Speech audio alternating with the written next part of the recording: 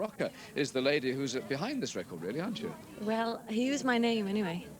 On Rocker Records. This is a brand new thing he's just done on the guitar. Yeah. Well, they decided to produce the record themselves, so he used my second name anyway. It's unusual anyway. Yes, we'll have to keep our fingers crossed for that. Now, Greer Ferguson, you've come rather a long way as well, all the way from Australia, but some years ago. Yes, many years ago, about 13 to be exact. Now, Bobby isn't actually due to play today, as it stands. How do you feel about that?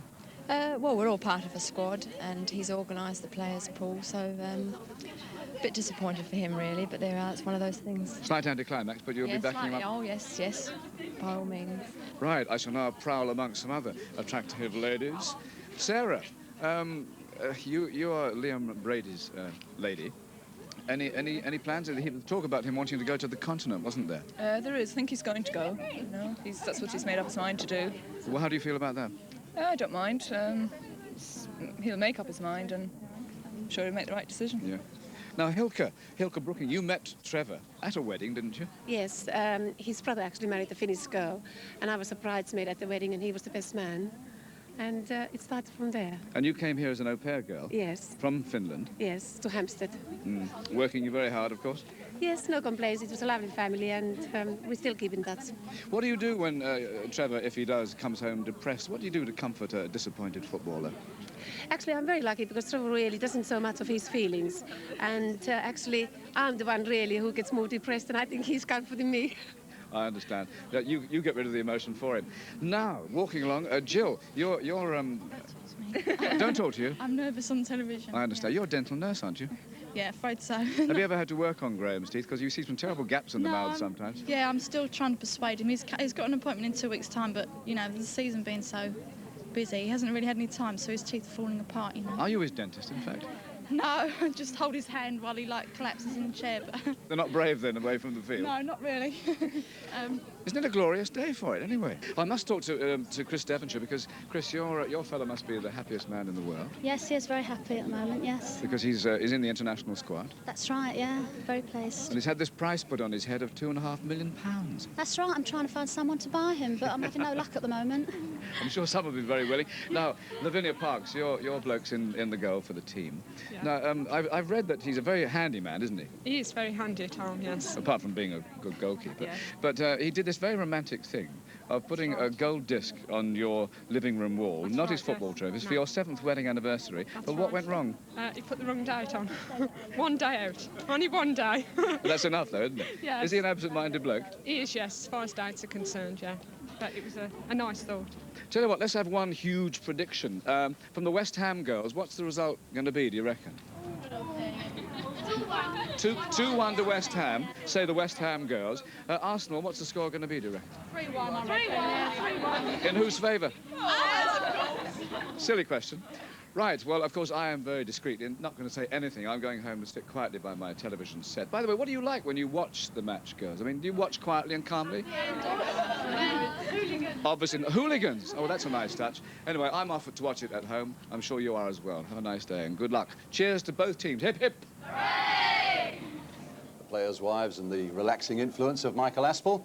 We're going to take another short break now, and after that I should be back here to talk to my friends here today. And also we've got some really spectacular marching bands that have come across from America getting ready to come on, and I know you're just going to enjoy that, so stay right with us. Possibly rather earlier than they normally do in their lives, and I hope nobody's stupid enough to spoil this occasion.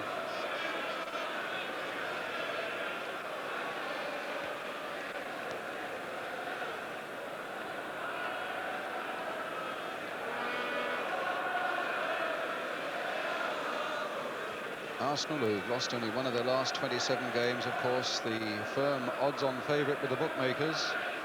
But the West Ham fans remembering, of course, that people couldn't see any way that it was even worthwhile Sunderland turning up in 1973 to play Leeds, and yet Sunderland won that one, and everybody was saying, well, it's a formality for Manchester United to beat Southampton 3 years later, but Southampton won that one from the second division, and West Ham would feel the same today, no doubt. I'm absolutely certain they will, Brian, because I was here a couple of months ago. And the Prime Minister here, and Dennis Thatcher.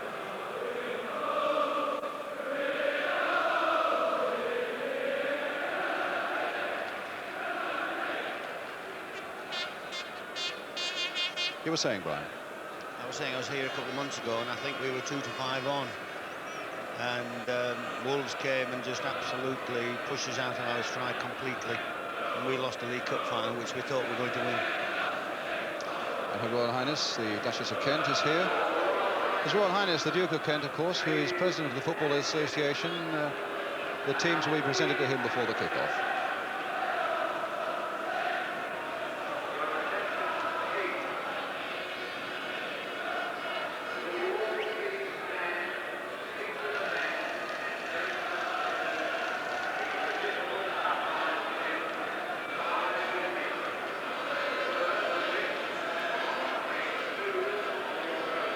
The perfect setting.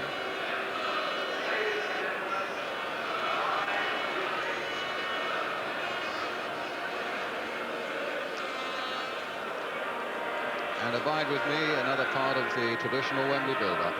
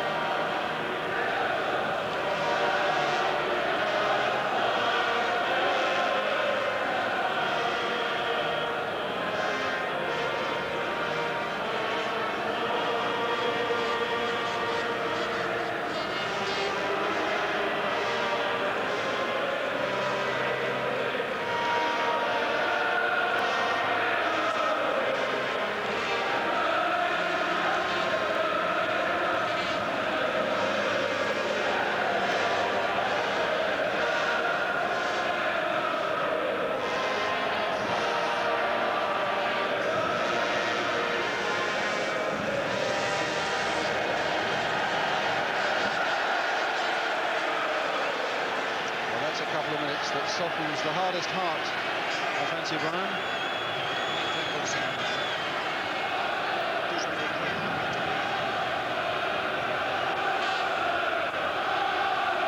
teams down the tunnel will have heard that, because by now the Football Association officials and everything is done so meticulously here, will have been into both dressing rooms to make sure that everything is ready. Mascot from West Ham.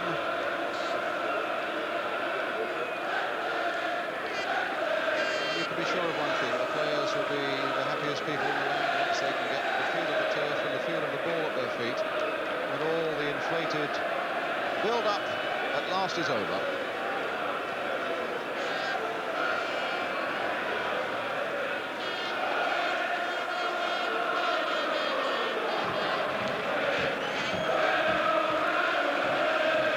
I say the flags and banners seem to grow in number every year now.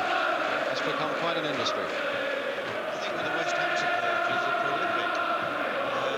We discussed it yesterday, and I thought they would be here in volume more possibly than the Arsenal fans, and I think you're right.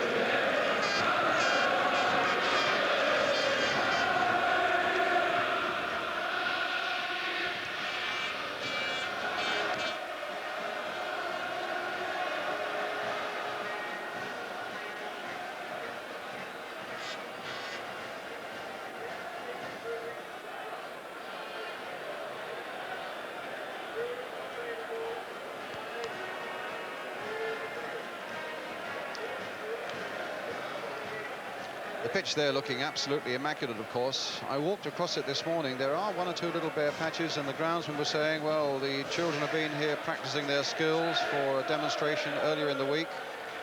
And, of course, that American marching band that we saw with such spectacular form early on in our programme. They've been rehearsing here as well. And I must say it's taken its toll a little bit of the Wembley pitch. All groundsmen, Brian, don't like anybody on their pitches. We've got one who's a Welshman. He's a disgrace. If we even look at it when it's wet, he goes berserk. What I am happy for is that whoever made the decisions to have the band over from America, it stayed dry and it went well for them.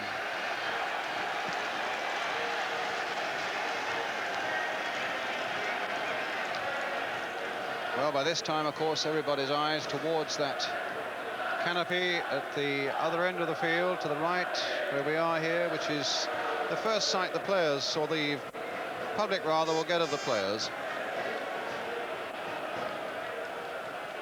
If I can just describe, just for a few seconds, Brian, the scene in that tunnel where nobody can see, and they're coming out now, the stadium officials and the FA officials literally take over like traffic wardens. And they're unbelievably on the ball. You can't move without them. Well, Dickie Bird of the FA, as he does every year, leading out the two teams. West Ham on the right, led by John Lyle. Arsenal led by Terry Neill.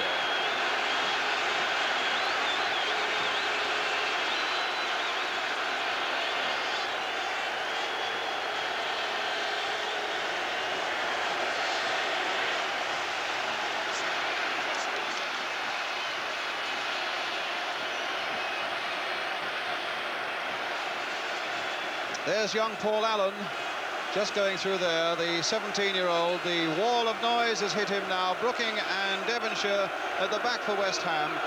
And two old buddies there. They played against each other. John Lyle and Terry Neill. Have you ever seen managers more relaxed? But I'm sure both of them well aware of what a proud moment this is for them. Managers up and down the country watching that now would be saying, my word, I'd swap where I am now to be where they are now.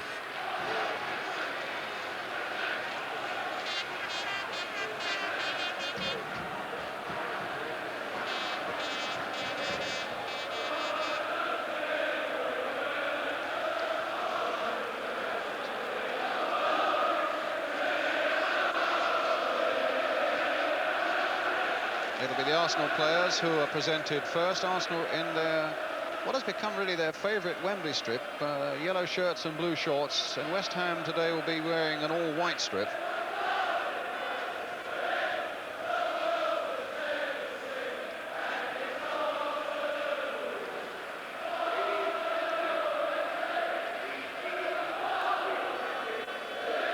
And on the left, His Royal Highness the Duke of Kent, who is President of the Football Association. On the right is Sir Harold Thompson, the Chairman of the Football Association. And on the left of the picture as we look, Mr. Ted Croker, Secretary of the Football Association. Behind them, Bob Lord of Burnley.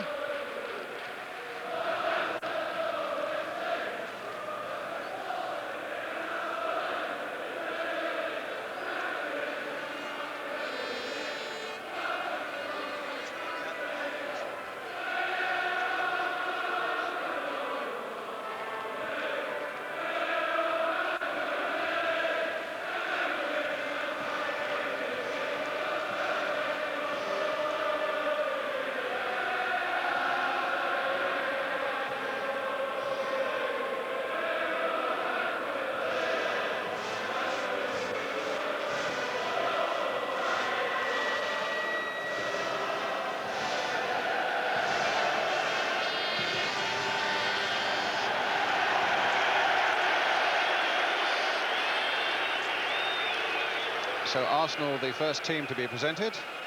Say memory plays tricks on one, but I always had the feeling that the anthem was played after the presentation of the teams. Billy Young there, tall, red-haired central defender who's had such a storming cup run, David Price. And Alan Sunderland. The Duke, no doubt, asking him if he fancies scoring another late dramatic winner this year. John Devine, what a moment this must be for him, with all his family across from Ireland to see him.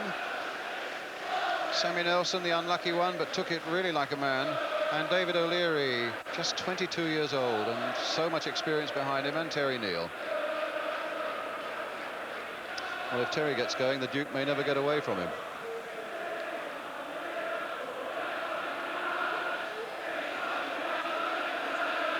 And now it's West Ham's turn with their captain Billy Bonds, Trevor Brooking and Alan Devonshire. Well, West Ham have won their last 2 finals here in 1964 when they beat Preston, and in 75 when they beat Fulham. And we'll see, you can see right in the centre of your picture there, he is shaking hands, young Paul Allen.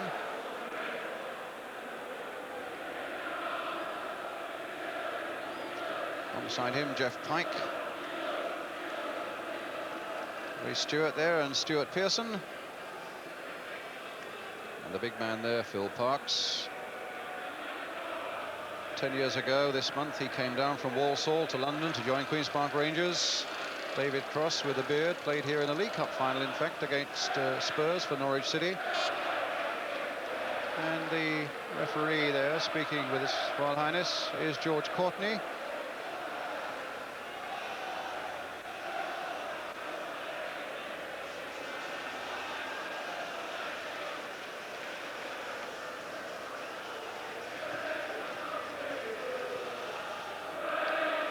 And as Brian was saying last night, the feeling is that the West Ham fans might have a little more volume in their voice, and the Bubbles song certainly seems to be dominating the Wembley scene at the moment. But now the teams have broken away as the guest of honour goes back to the Royal Box. And here at Arsenal with Pat Rice there, you can see applauding the Arsenal fans. And my word, they've been loyal fans, the way they've travelled up and down the M1 and into Europe as well to follow their team this season. This is Arsenal's 67th game of the season. And this is the team that represents them today, with Pat Jennings in goal, Pat Rice, John Devine, Brian Talbot, who got that winner against Liverpool in the semi-final, David O'Leary, Willie Young, Liam Brady, Alan Sunderland with 28 goals this season, Frank Stapleton with 24, the real threat to West Ham there, David Price, number 10, Graham Ricks, number 11, and the substitute, the fullback, Sammy Nelson, their manager, Terry Neal. West Ham in a change strip also of all white, with Phil Parkes in goal for them, Ray Stewart, Frank Lampard, Billy Bonds, Alvin Martin, who just yesterday signed a long-term contract to stay with the club, Alan Devonshire, Paul Allen, the 17-year-old, Stuart Pearson, who scored here for Manchester United against Liverpool, David Cross, Trevor Brooking, Jeff Pike, and their substitute, another fullback, Paul Brush, with their manager, John Lyle. West Ham. Well, Paul Allen, I think all that can be said has been said about him, and really it's now down to him in the next 90 minutes to have his say. 17 years old, the youngest player ever to appear in a Wembley Cup final, beating by 89 days Howard Kendall, who was 17 when he played for Preston in 1964 against West Ham. And David Cross having, that's a nice shot. David Cross, the experienced man, having a little word with Paul Allen there.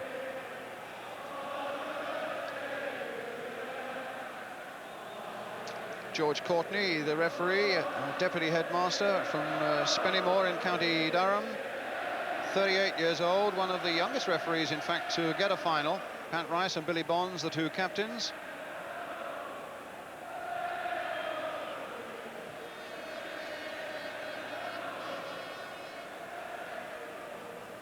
Well, stay as we are, I think Billy Bonds said, having won that toss. And the whistle that's just going into George Courtney's mouth, a special silver whistle, I'm told, that was given him by a friend who 20 years ago said, if ever you get to a Wembley Cup final, I'll buy you a silver whistle. Well, the man at the moment is Brian Talbot in many ways. A winner here with Ipswich 2 seasons ago, a winner here with Arsenal last season. Will he get 3 wins on the trot? Or will Billy Bonds and his men stop him? West Ham clearly the underdogs. But who knows, with Trevor Brooking there, all things are possible. But West Ham know, and they fear that Arsenal will come hard at them, and they need to survive very much the first 20 minutes and then to begin to play it their way from then on. But West Ham have beaten 3 First Division sides on their way to this final. West Bromwich, Aston Villa with a last-minute penalty, and Everton in the semi-final. Pat Rice, his 5th FA Cup final, and Liam Brady here. Hasn't scored in the Cup this season, but today would be a good day to start.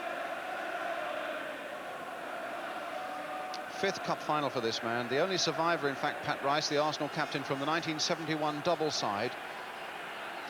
And Pat Jennings, his 6th Wembley final in a 17-year career. Those immense hands will have a job to do if West Ham have anything to say about it this afternoon. So the 1980 Cup final is underway. Arsenal attacking the goal to our left in yellow shirts and dark shorts.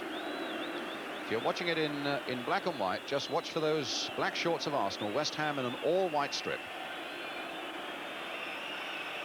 It's O'Leary for Arsenal. Brady saying, let me have that one. Rice played again for O'Leary, patiently.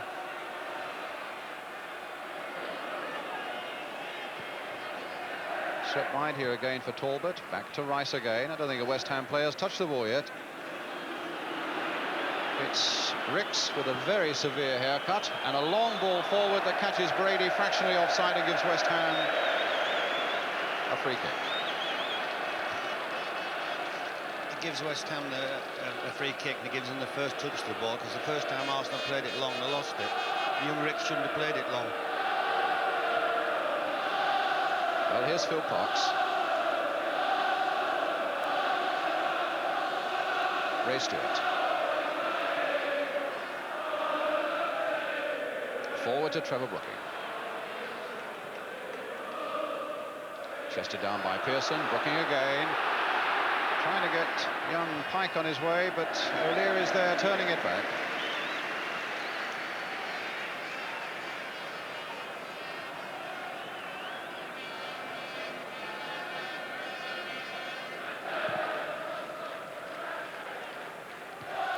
Devonshire's header.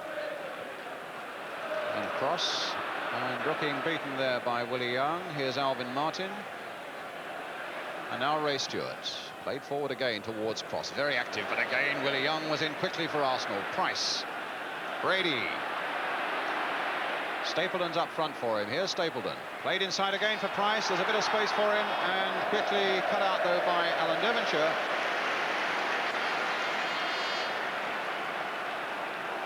It's with Lampard. Pearson. A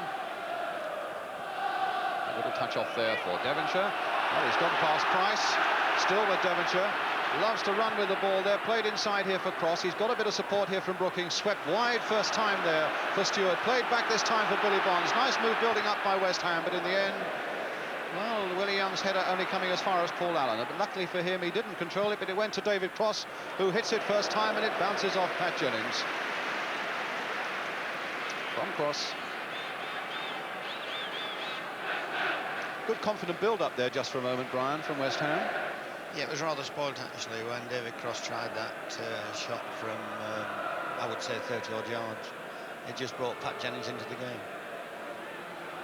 Bonds looked as though he might have lost it, and then just stabs it back to Phil Parks. Now it's Lampard for West Ham. Talking about Arsenal's 67th game, but West Ham are playing their 58th today. They've both had long, hard, pressure-filled seasons. It's Billy Bonds for West Ham. Pearson trying a little back header there towards David Cross. Brady to Willie Young. And now Bonds back again to Parks.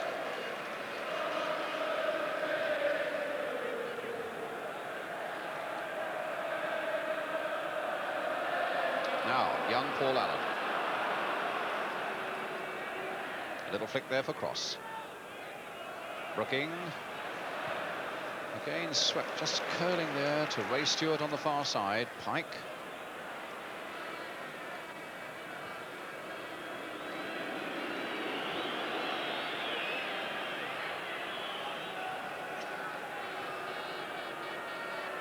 here's Allen again.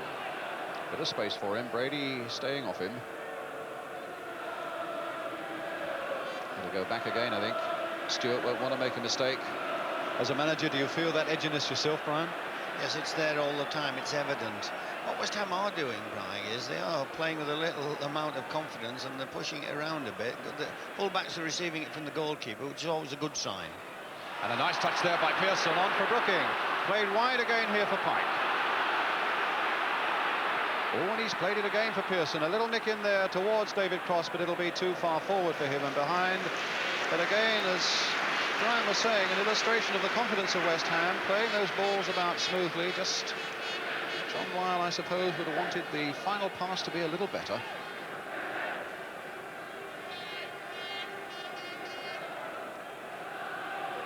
It was a lovely touch by Pearson, that's for sure.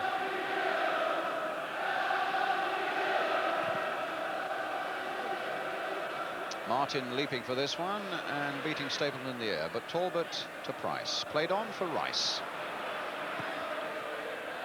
Martin again, chesting it down, wanting to take that responsibility, but then giving it to Talbot. Here's Ricks. Swept for Devine. Almost the first touch the young Dubliners had of the ball. And Bonds behind for the goal kick. Well, young John Devine brought all his family across from Ireland to be here and watch him today.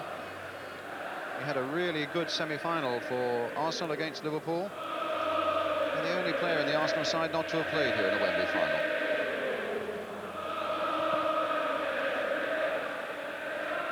Cross leaping in for that one, but O'Leary's head just getting there. Devine playing it forward there for Stapleton. Martin away for West Ham. Brooking.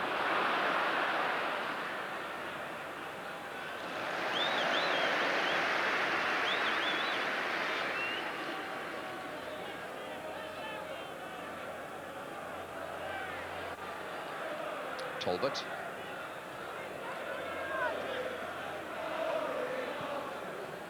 Ricks. And Stapleton, well, little Paul Allen getting in there, battling away at Stapleton, then pulling him down, and it's a free kick this time for Arsenal.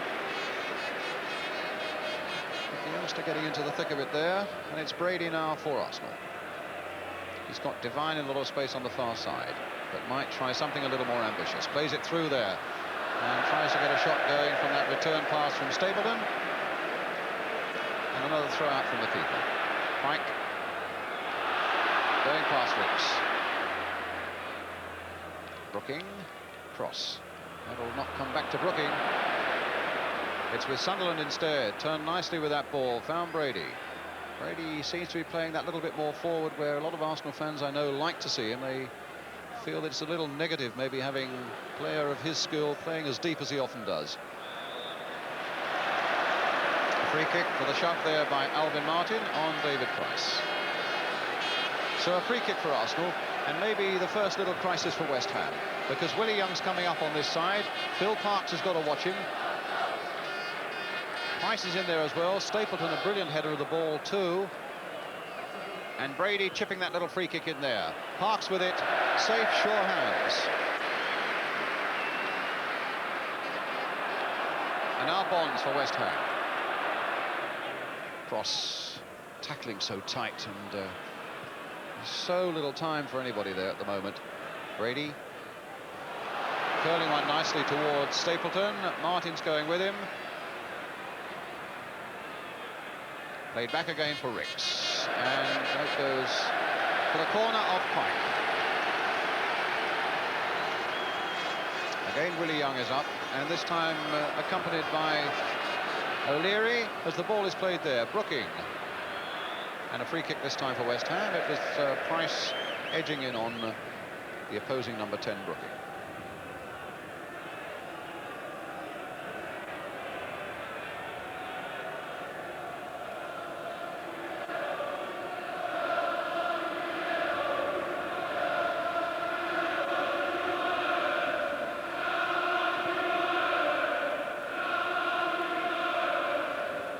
Young is Devonshire. here's Talbot. Finding Sunderland. A lot of activity up ahead by Price and by Stapleton, but it was cut out again by West Ham, and here's Devonshire. Stopped by Willie Young. Billy Bonds following it in. Here's Pike with Stewart ready to go outside him. Instead it's Devonshire. Now it's Stewart. And he's turned his man Devine, and Devonshire lost his way a little bit there, but might get it back. Yes, he has. Stewart once more, the fullback who'd gone up and stayed up. Here's Pearson.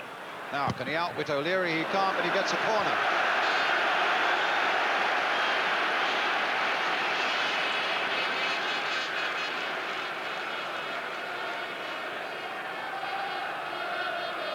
Martin's up. Bonds is up. Cross is lurking at the far post as Brooking swings this left-footed corner in towards David Cross, but there was a shove that time by Cross on Willie Young. What a waste, Brian, when you get a corner like that and centre forward wants to foul. All the relief that goes through the opposition's defence. Talbot. And now Rice. Lampard. Devonshire. It's a West Ham throw. Devonshire finding Brooking. Stewart. And now Pike. Another free kick.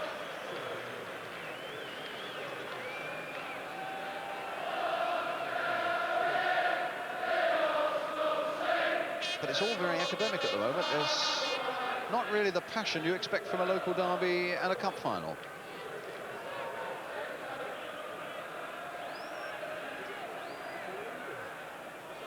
Certainly the last London Cup final between Fulham and West Ham was much the same, and so indeed was the one in '67 between Chelsea and Tottenham. But these are early days with only 11.5 minutes gone. No goals. Sunderland's backward flick, Martin guiding it back.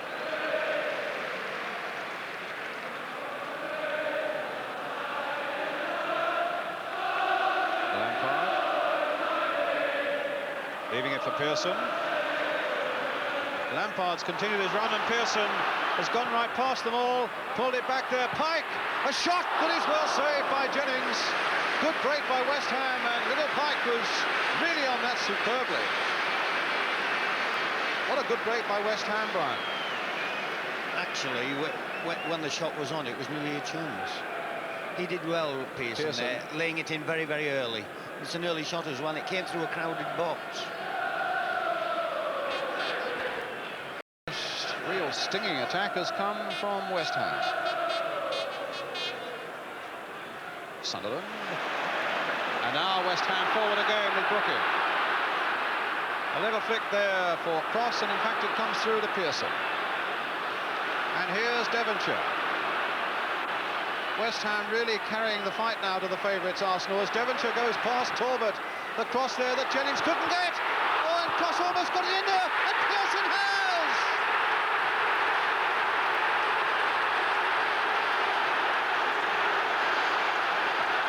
Well, the ball in the back of the net from Pearson's shot.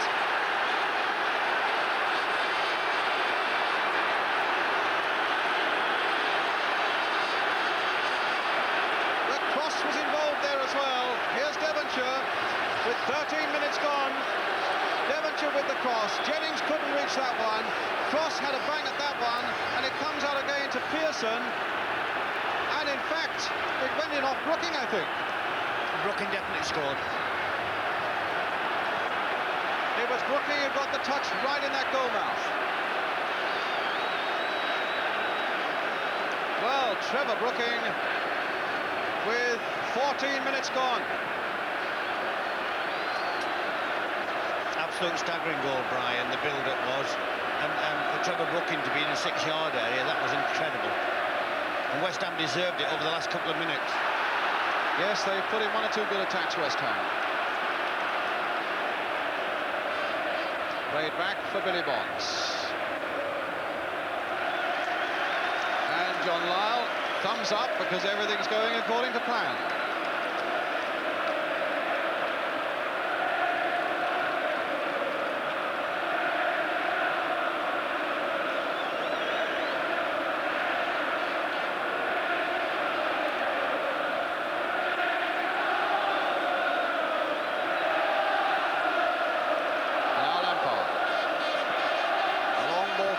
Towards David Cross, but O'Leary there getting it back to Pat Jennings.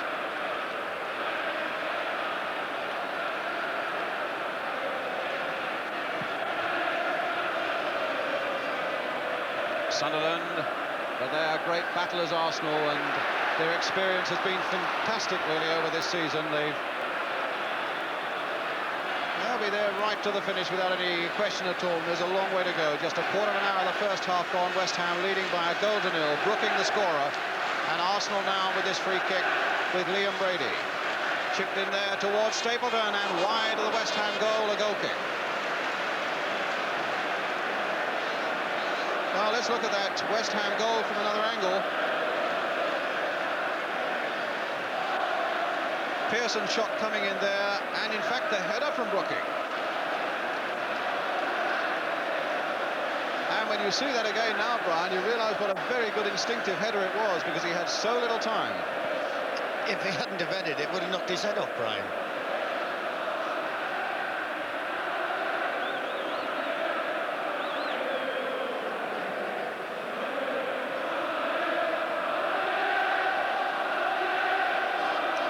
I think you could count on the fingers of one hand the goals that Trevor Brooking scores with his head in the course of a career, let alone a season.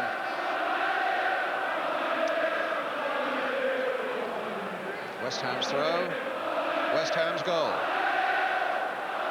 There's the header.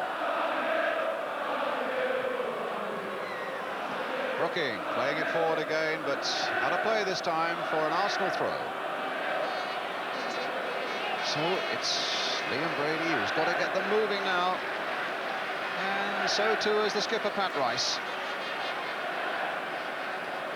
But Jack Charlton was saying earlier on today, they are such a resilient side, Arsenal, and their resilience will come in very handy now. Devine, Stapleton.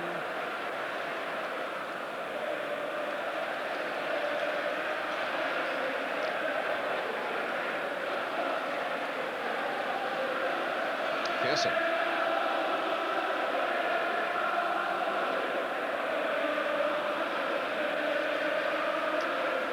Few worry lines. No, quarter of an hour gone. Don, just a little more than that.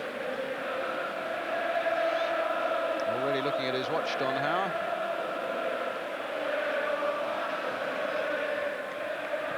Pike.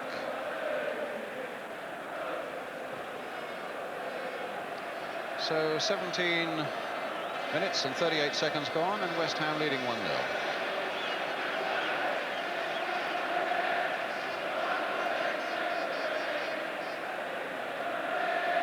Brady, Ricks,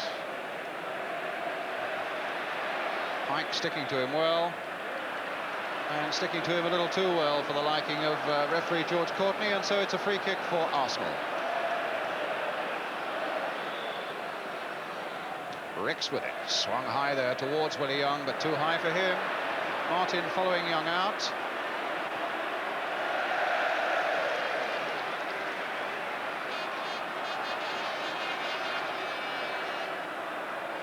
Talbot with the throw. No, he's going to leave it for Rice. Sunderland's overhead. O'Leary was right in there. Stapleton was in there too. And Talbot with a shot.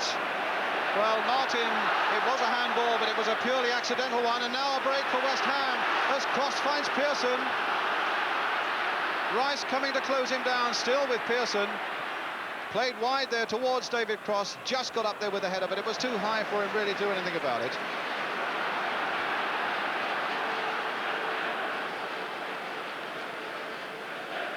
Sunderland, challenged by Billy Bonds, and again.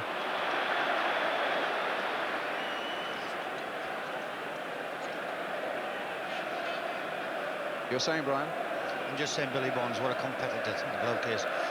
He's running the show at the moment, and that's what Arsenal are lacking. They haven't got anybody who's running the show at the moment.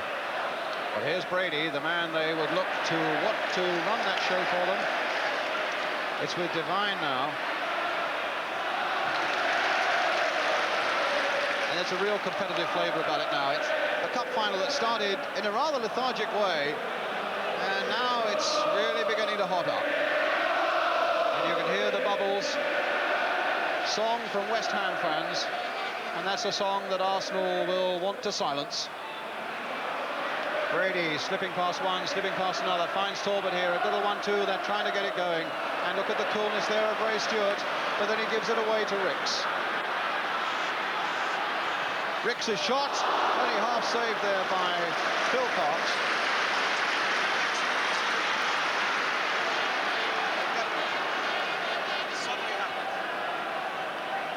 Devonshire. Oh, given away badly there by Devonshire. Price turning it in towards Brady, right in there. Will Brady get a chance of a shot himself? He may, and in the end it was Billy Bonds competing well again, and his header finding Brooking. A little touch by Brooking for Allen. Pike. Brooking. Play on, says referee Courtney. Brooking, a lovely pass this time for Cross. Shadowed by Talbot. Brooking again. Stewart. Brooking again. There's that long cross coming in towards Stuart Pearson. And a foul by Pearson on O'Leary. A free kick to Arsenal.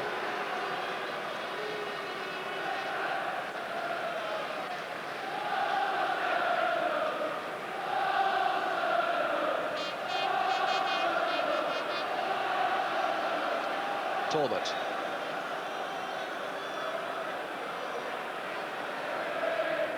Brady.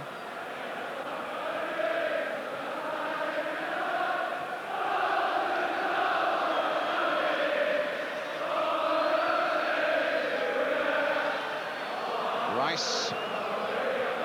Stapleton. Sunderland. Stapleton trying to get a shot in, and who's the man blocking him again? Billy Bonds. And then calmly finding Lampard. Allen. Brooking. Oh, through the legs of Rice, but Price was there. Willie Young planting a good ball forward this time for Brian Talbot.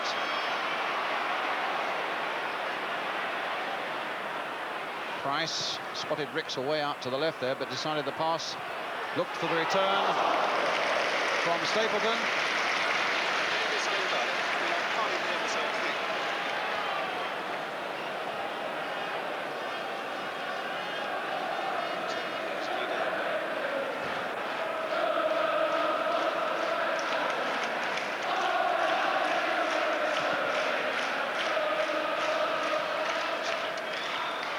Devine turning it back, but the whistle had gone.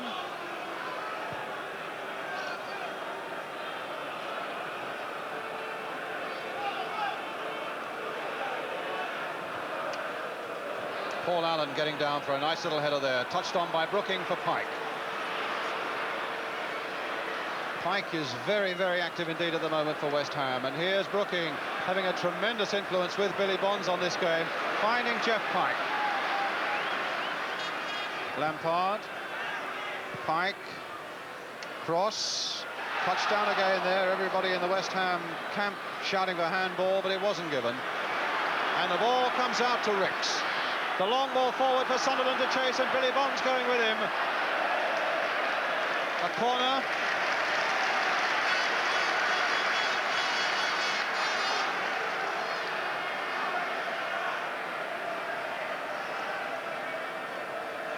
David Price will take it.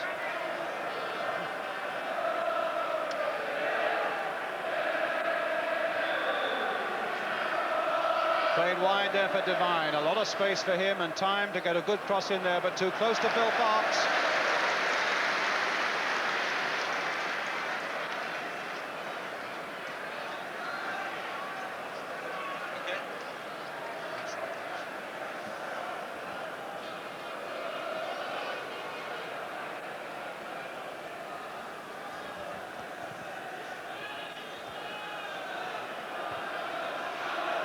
Stewart. Straight to Leary, or rather Brady. Talbot. Oh, Devonshire got in quickly there. Brooking. Allen. It's a couple of 3 times young Paul Allen has had the ball and hasn't quite controlled it well enough. The first couple of occasions it fell nonetheless to a teammate. This time it's got Arsenal on their way. And Brooking right back there to make a little defensive header, and then the calm pass here for Lampard. Young. Price. Claiming handball, but the linesman was perfectly placed and kept his flag down. Stapleton trying to wriggle his way clear, and in the end it was Martin getting back there, but it's a free kick to West Ham, or rather to Arsenal. Indirect free kick with his arm aloft. I hope he doesn't change his mind. Brian referring to that Manchester United goal against Coventry when George Courtney appeared to indicate an indirect free kick, but he's certainly indicated at great length there, and the ball in fact has been played towards Ricks, and now Brooking can chase Devonshire away, but your money has to be on the cool skills of David O'Leary, only 22 years old, and that was only 8 days ago.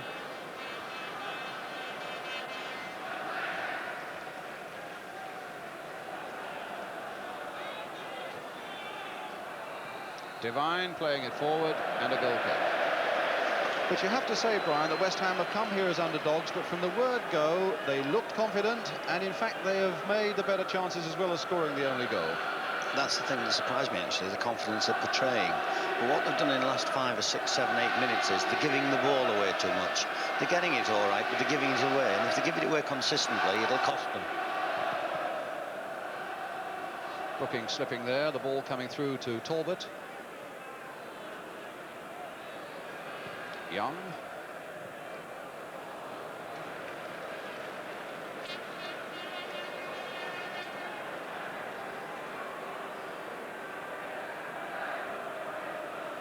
Allen.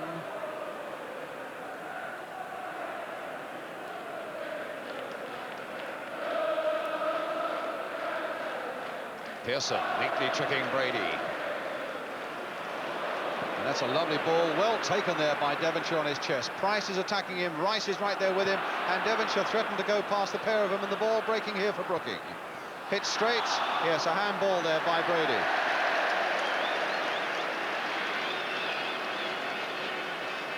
Struck firmly at him, and I think Liam Brady was saying that there was nothing he could do to get out of the way.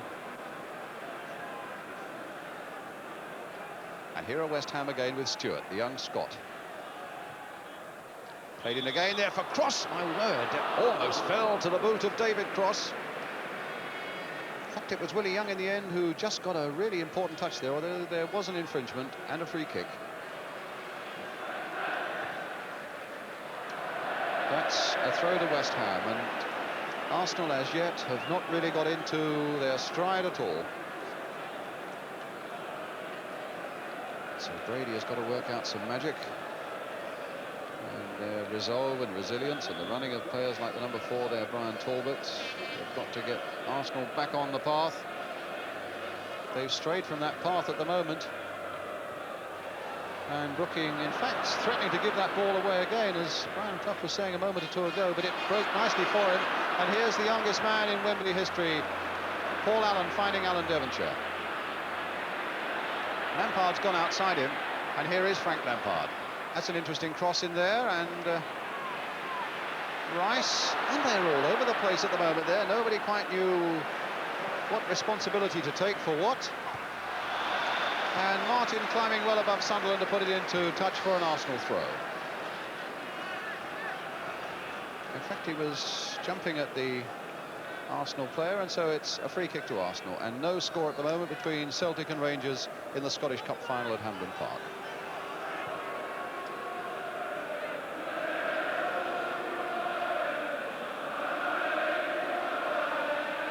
Devine playing it forward again. Bonds again in there for West Ham. Pike flicked in here for Pearson, played on again for Pike. And here's Pearson again, taking it from Pike. Swung here towards David Price, and a bit of pushing there by Devonshire, giving Arsenal the free kick. coming up to the half hour.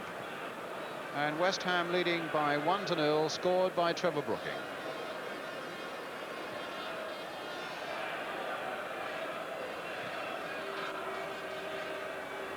Touched on by Stapleton, but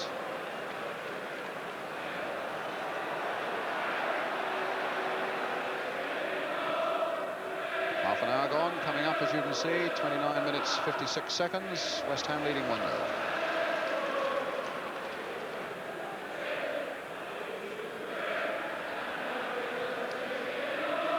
Oh, Devonshire miscued there, but got it back very well indeed. It's unlike Arsenal to allow a man to get a ball back after it's been given away quite in that fashion. But here's Brady again being chased by Devonshire, shaking him off this time, and Sunderland up there with him. Rice, the captain, coming down this touchline. Pat Rice now. Past Paul Allen. Rice still going on his way again, and in the end, a nice move, perhaps the best one that Arsenal have put together in the game so far, stopped by Alvin Martin giving away the corner.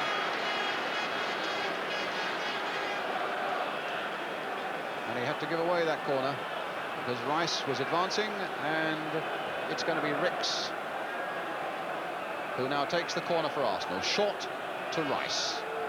Heaven knows there are enough yellow shirts in that box now, and Rice, or rather Ricks, allowed to go a long way, and they're all over the place at the moment, are Arsenal, Brian. That was a bit of hairy-fairy finishing there from young Ricks. What surprised me about West Ham is they're not sending two out for corners, allowing a 2-on-1 situation. I'm amazed that Arsenal haven't cashed in a little bit more than than they have. Devonshire is down on the ground at the moment on the edge of the penalty area. And the ball whacked out of play there by Phil Parkes. So that Devonshire can have a bit of treatment. What I meant also was that that Arsenal look strangely hesitant and don't seem to have got into this game at all as yet. No, well, it was a shock when they obviously conceded a goal. Their game is patience. Their whole system over the last 4 or 5, 6 weeks has been built around keeping clean sheets and scoring goals in the last few minutes. I can't remember the last time they've conceded a goal in the first 10, 15 minutes of a match. And it's rather taken them by surprise. And they're having to readjust now. Terry and Don sitting on the bench, they can't do a thing about it. What young Devonshire's showing is he's showing a freshness which none of the Arsenal players apparently are showing at the moment. You and I can see Brady walking away there, Brian, out of camera shot, and he's walking away as though he's a little bit, already, and the match hasn't got to half-time yet. Well, I think they've got a bit of a problem with Devonshire, and as you saw, Paul Brush, the defender, was warming up. Takes a few knocks in the course of a season. There's Paul Brush. I lost some money, actually. I thought Pearson was going to be the first one to go down. Well, there's a cheer from the West Ham fans for Alan Devonshire. What an amazing career he's having. Into the England squad, of course.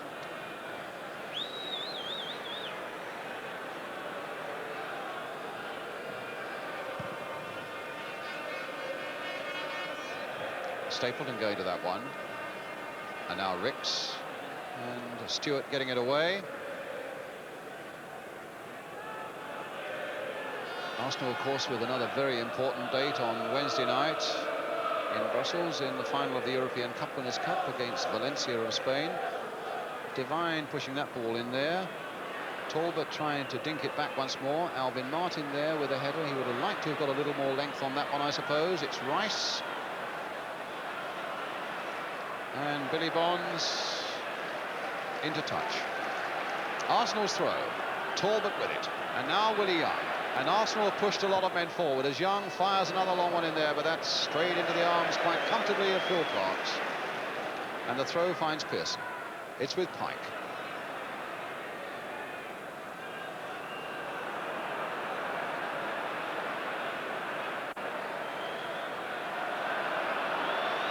Billy Bonds.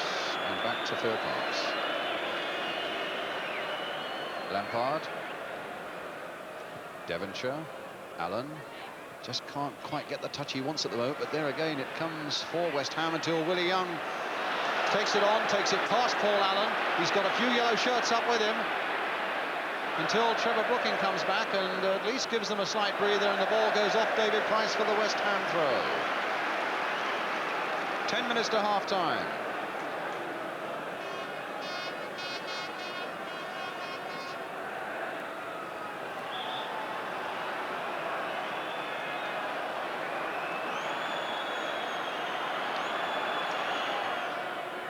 Pearson.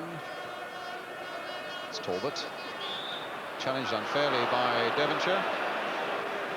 He's the second one.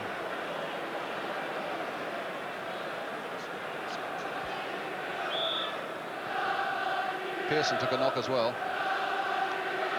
And it's Talbot now for Arsenal. On for Stapleton. Ricks waiting patiently on that far touchline. Got a lovely left boot. And Pike is doing his darndest to make sure he can't use it. Billy Bonds out there as well. Bonds, who seems to be everywhere on this field at the moment. And it's Bonds who got the challenge in.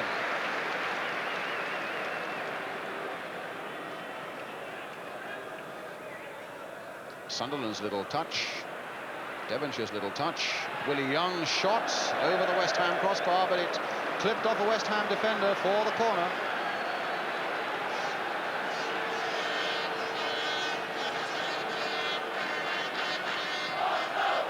So Lampard at the near post.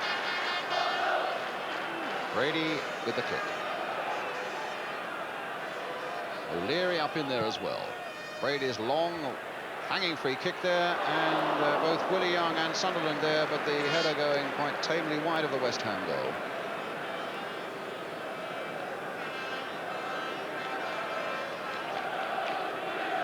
Well, Billy Bonds, who escaped suspension when he faced an FA commission with 20 points, and what a break that was for West Ham, because he has been absolutely incredible here this afternoon. A real inspiration to his side. Young Paul Allen stepping on the ball there, but battling away, and I think may have twisted a knee as he seemed to tread on the ball there, in fact. And a free kick to Arsenal. But I think before that's taken, the 17-year-old might need a bit of treatment and looks to be in a lot of pain.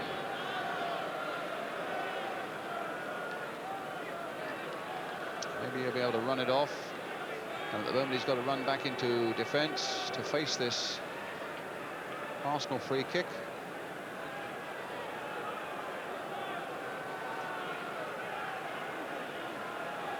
George Courtney wanting the wall back 10 yards. Brady. He's got Young to aim for, Stapleton to aim for, Price to aim for, coming in late with those little chips of his. There it goes, just floated in there, and Alvin Martin, a brave header, because the boot was high there of Willie Young. But Martin went bravely in there, and West Ham now get the free kick.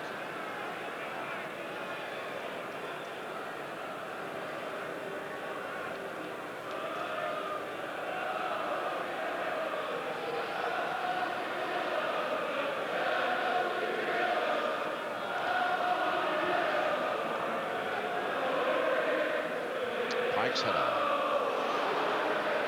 And that's Jennings' ball.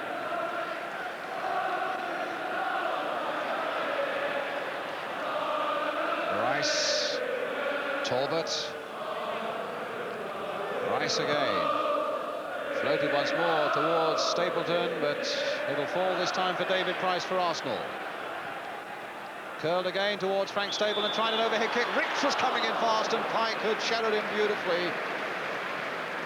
In fact, the whistle had gone for an infringement, but young Pike's getting through a lot of work as well. They're doing very, very well, but despite the fact, you know, that West Ham are one up, Brian, Arsenal are controlling most of this game. Without making really sort of clear chances at the moment. No, West Ham are defending well. Billy's had the ball more than anybody on the pitch. And has used it well and has inspired men. He seems to have covered so much ground, Billy Bonds, and I think Alvin Martin was a little surprised there that Paul Allen left the ball for him.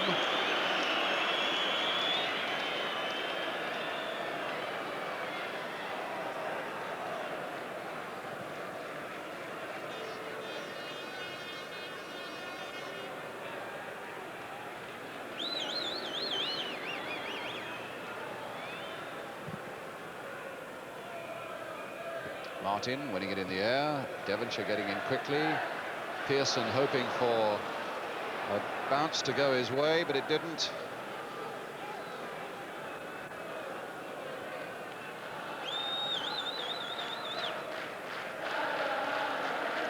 Five minutes to go to half-time, 1-0 to West Ham. Trevor Brooking the scorer. Now Price. That little nodded-on pass from Sunderland. Ricks crossing it in first time. It's a good cross as well. Will it come for Talbot? Will it come now for Brady? Allen and Pike holding him at bay. It's Graham Ricks again for Arsenal, right-footed this time. Talbot again right in there. And again West Ham get it away, this time to Pearson.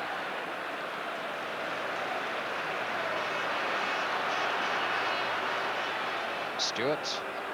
Pike. Stewart again. Pearson's little touch there. Pike again in there once more, but O'Leary up again for Arsenal. And West Ham's throw.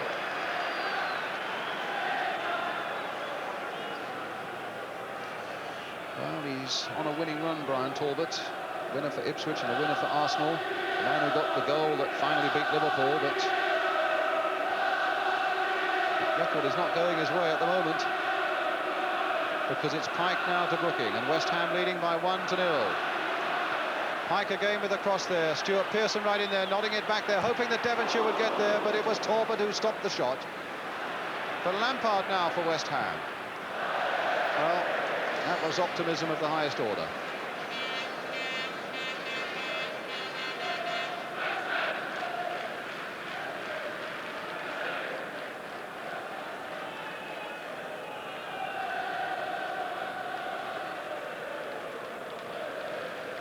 Well, you've sat there many a time, Brian, and you can imagine what's going on. A lot of squirming going on that bench at the moment, you can be sure. What the Arsenal lot will be hoping is that the whistle for half-time goes straight away, so they can get something sorted out and get some enthusiasm going.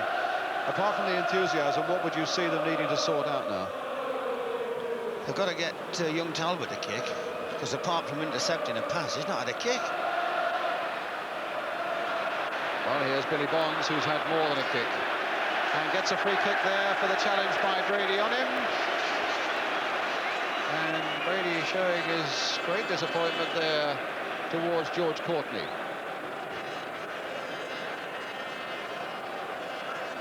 So, as Brian was saying, it's Brian Talbot who's got to get into it a little more for Arsenal. Brooking played here for Martin, and now for Billy Bonds. Allen letting it run, a little touch there. That's a better bit of play by him, and a nice little touch again there, but just played a little too firmly for Stuart Pearson. Ricks was in on the scene. With a couple of minutes now to go to half-time.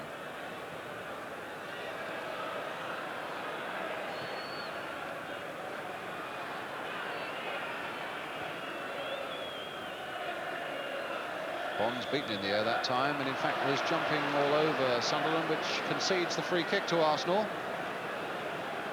Again, Willie Young is up, and it's a good time for Arsenal to get themselves back into this game, but Lampard's header holding him at bay there for a moment. 90 seconds to half-time. A little bit of time to be added on for stoppages, as John Devine tries his luck down that left touchline. A little flick in there for Sunderland, and Trevor Brooking getting that one away for Ricks to gather up. Back it goes once more. Talbot on a run, Stapleton on a run. Stapleton again shadowed by Billy Bonds. Brady playing it in first time for Price here. Oh, and a collision that might have had the ball going anywhere, and in the end it was Jeff Pike just flicking it out here for Brooking. Here's Brooking. Willie Young is after him. Crosses up ahead of him. And Devonshire supporting him also. Flicked in there again. He tried to get Pike on his way. It might come again for Devonshire. Now for Brady. And here's Brady. Ricks on this side of the field now. Misunderstanding, but it'll come for Willie Young, just beating David Cross, finding Pat Rice. 30 seconds to half-time. David Price on the ball for Arsenal.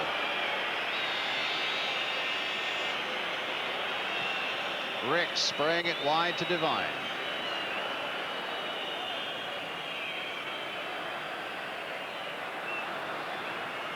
And he gets there. But here's Paul Allen. And there might be a bit of space up there. Cut out by Willie Young. Ball by Pearson wasn't a particularly good one, and that wasn't a good one either. It's a throw for West Ham, and we're in time added on at the end of the first half. And it's goalless the first half of the Scottish Cup final between Rangers and Celtic at Hampden Park.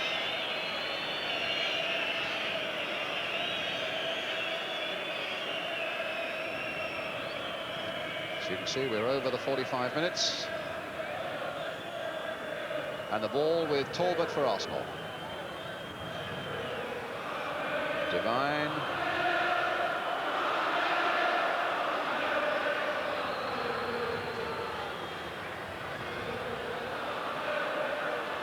Willie Young. Talbot. Rice playing it in once more. A little flick on by Sunderland, and Lampard doing the covering job there and getting it away. Things were happening too fast behind him for him to risk the pass back to this man, Phil Parkes, so he put it away for Talbot to take the throw. As the whistle goes for half-time, I think, yes it is, the half-time whistle. Trevor Brooking's goal gives West Ham the interval lead. A quick sum up from you, Brian. A well-earned lead just because of their enthusiasm, and they took the one chance that dropped to them. Arsenal have controlled a lot of the game without actually creating any chances and looking very, very dangerous. So if West Ham can continue to have the discipline they're showing at the moment, and Arsenal do get over-anxious, they might get pulled forward and could concede another one, but I still fancy Arsenal. There's the half-time conclusion then from Brian Clough. A half-time score here then at Wembley. Arsenal 0, West Ham 1, the scorer Trevor Brooking. We're going to take a break, and then we come back to see what Jack Charlton and Ian St John think about it.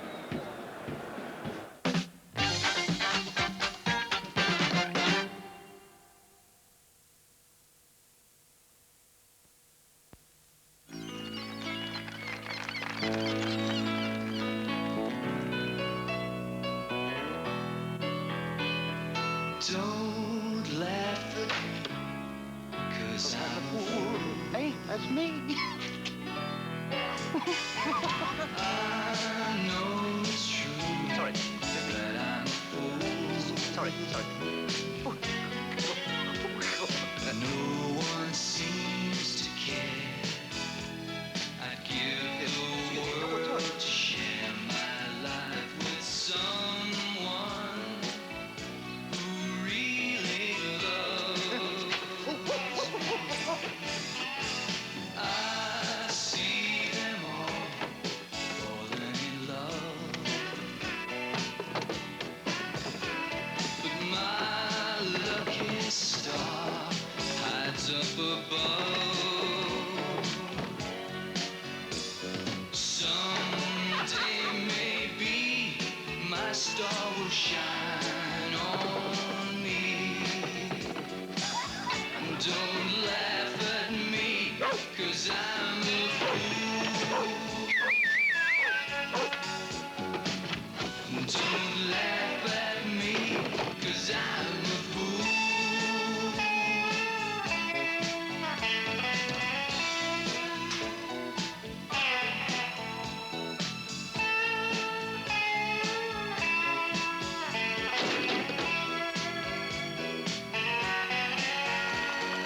No one seems to care. Give the world to someone really loves.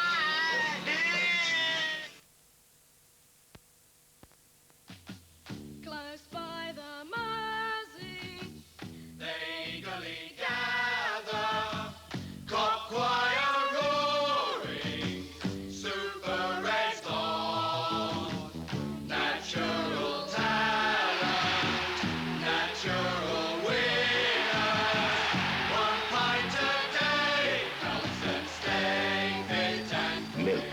It's full of natural goodness.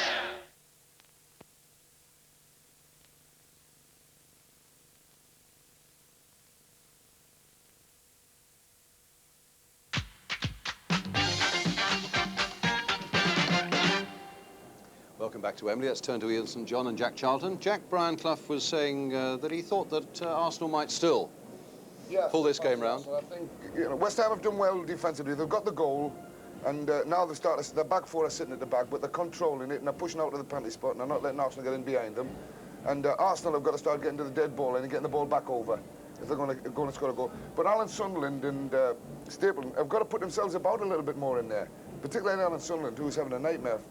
And it's just one of those games where Arsenal are going to have to keep plugging away. And like the last couple of incidents just before half-time, when the ball dropped about there to Price, yes, he might have just got the break and it finished the other side of the defender. And Arsenal have got to hope to get one of those. Yes.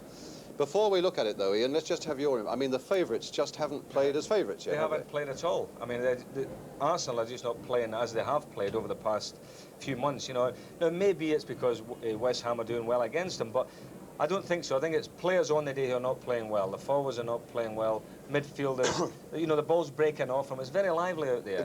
And the ball seems to be running off them, you know. And the goal, of course, when it came, wasn't entirely a surprise because West Ham had mounted one or two good attacks before then, hadn't they? Down the left-hand side, yeah. They've mounted some good attacks down the left-hand side. And a bit of pace against Sammy Nelson here, and he just got away from him. The cross, I thought Pat was unlucky there because he wanted to turn it over the bar and drop back into play. It was scrambled about a bit, and I thought the boy went to shoot there, and his shot went across the goals, and Brooklyn ducked into it and scored with a header. I think you'll find he tried to shoot. Oh, yeah, I think he tried his shot, Jack. Actually, Crossy was unlucky with the first one, wasn't he? Because he prodded at it. That was a nice little... Yeah, he prodded at it, but they got the break again. And the second ball was driven across, and Trevor Brooklyn certainly went down to head it, didn't he? I mean, he didn't... It was reminiscent of a famous Ian St John goal against Leeds. Absolutely right. Actually, it was in 1965. What about that? They didn't know what had happened either. That was a class goal, another class goal. Well, I tell you, it fooled me. I thought it was Stuart Pearson first off in any case. Been a very disappointing final up to now, though. Very disappointing. Yeah. Arsenal are... I don't know, Brady in the final last year did very little in the game, but on 5 or 6 occasions he came in and stamped his authority on it and won the game. But today he's had a lot of the ball, but never been able to get the use of it properly and get really involved in the end of things he's begun. Yes. Because again, Jack, I don't think the ball's coming back to him. He's finding problems playing off his front men, who are normally terrific, and he's hitting them and there's nothing happening. In fact, that goal actually came from Sunderland losing the ball in midfield at the start of a move. He lost it, they broke away and they scored a goal from it. We're talking about a lot of things that Arsenal are not doing, but we should talk a little bit about the things that West Ham are doing. And Billy Bonds, I think, has been absolutely inspirational. At the back, they've done terrific. I mean, Arsenal are playing balls in from the edge of the 18-yard box. And if you watch West Ham, they're pushing out to the penalty spot and are leaving about 12 yards between the goalkeeper and that. And any balls that go into there, the goalkeeper's going to take, and they're pushing up on the Arsenal forwards, and they're not letting them have a header at it. In fact, Arsenal have had probably 3 headers in the game, and each one's been under great pressure, and the ball's just bobbled past the post with no real power on it. And they're doing it well, and they need to do against Arsenal, because if they let Stapleton free with a header or two, or Alan Sunderland, they could sink them. Right. Brian Clough says Arsenal, he thinks, will still do it. In a word, what do you two? Well, I think if Arsenal get a right telling off in that dressing room and tell to get that... I was going to use the word Arsenal, but I can't. And shift it about a bit, and get out there and play as if it's a cup final, then I think Arsenal will win. Yeah, I still fancy that. If Arsenal get a goal like going level, I think they'll win it. Right, a quick break coming up for us, and then we'll see if the lads are right. Stay with us.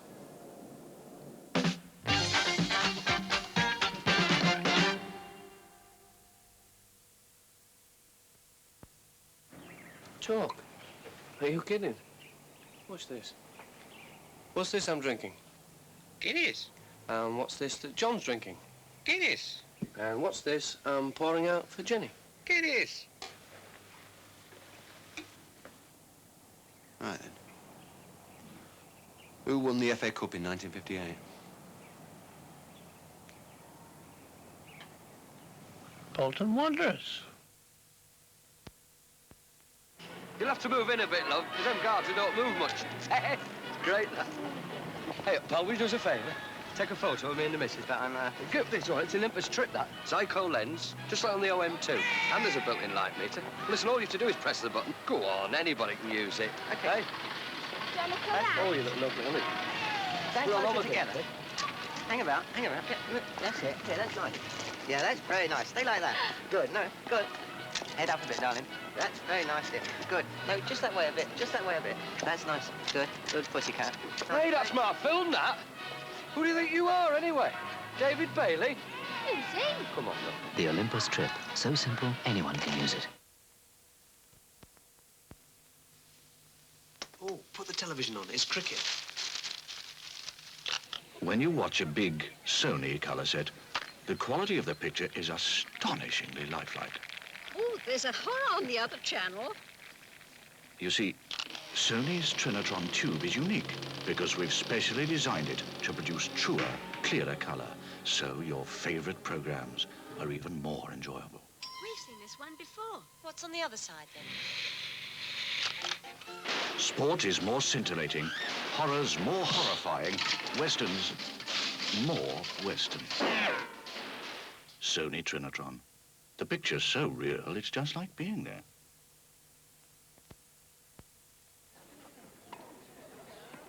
How did we get on then, sir? Won quite easily, as a matter of fact. Straight sets. Good idea. 2 straight Schweppes, please. Thank you. Straight Schweppes.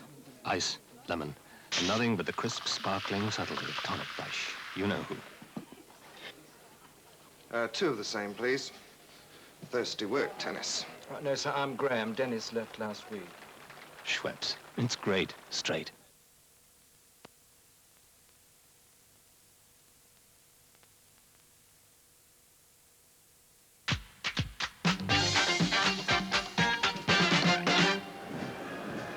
Welcome back to Wembley Stadium. To recap, West Ham are winning this 1980 FA Cup final by 1-0 as we stand at half-time against Arsenal, with the goal coming from Trevor Brooking, and up in Scotland, Rangers and Celtic, they are drawing 0-0.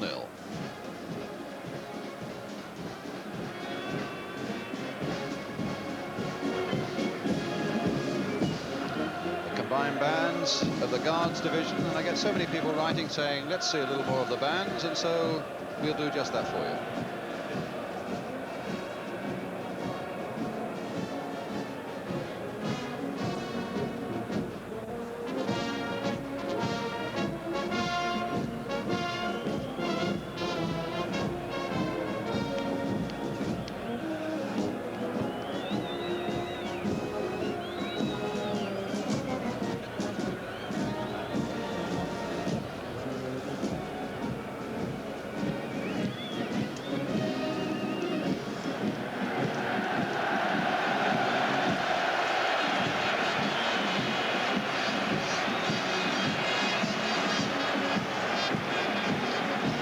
Cheer from the West Ham fans behind that tunnel as their team come out, and of course the question is, can they hold on to that 1-goal lead that Trevor Brooking got for them with that header inside the 6-yard area, or will, as Brian Clough, Jack Charlton, Andy and St John all feel that Arsenal might, if they get the right sort of enthusiasm instilled in them during that half-time pep talk, will they yet come out on top? What a good shot there. 2 great old campaigners on opposite sides, Pat Jennings and Trevor Brooking. There will be a lot of people, Brian, who would say they wouldn't want to see that. You've got to go out there hating the opposition, but I don't know how you feel about that. I noticed when they walked on to see the pitch at about 2:15, they were very, very friendly, talking together, not those particular 2, but the whole 2 sides. And I thought it was a tremendous credit to them, because when I was coming in, as I said earlier on, the supporters certainly weren't showing an example, and the teams on the field have been unbelievable. In terms of sportsmanship and comradeship? Sportsmanship and lack of fouling. There's been a physical side to the game, but the referee hasn't broken sweat yet. He's the only one on the field that hasn't broken sweat. He's given a couple of offsides, a couple of infringements, and a couple of his now famous indirects. But apart from that, it's been a magnificent cup final from that angle. Well, for West Ham, it'll be a magnificent cup final if they can hold that 1-goal lead as we start the second half. West Ham, remember, in the all-white strip. They'll be attacking the goal to our right now. And we shall see just what Arsenal can do in this second half, whether Stapleton and Sunderland will have a better second half, whether enthusiasm will be instilled throughout the side by Terry Neal and Don Howe.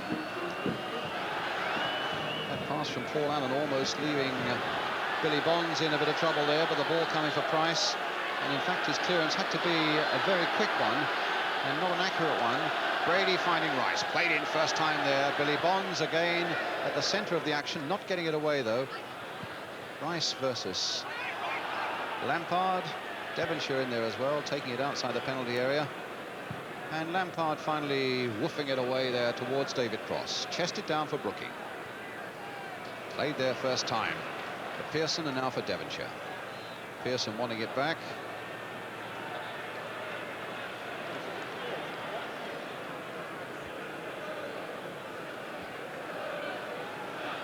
It's O'Leary.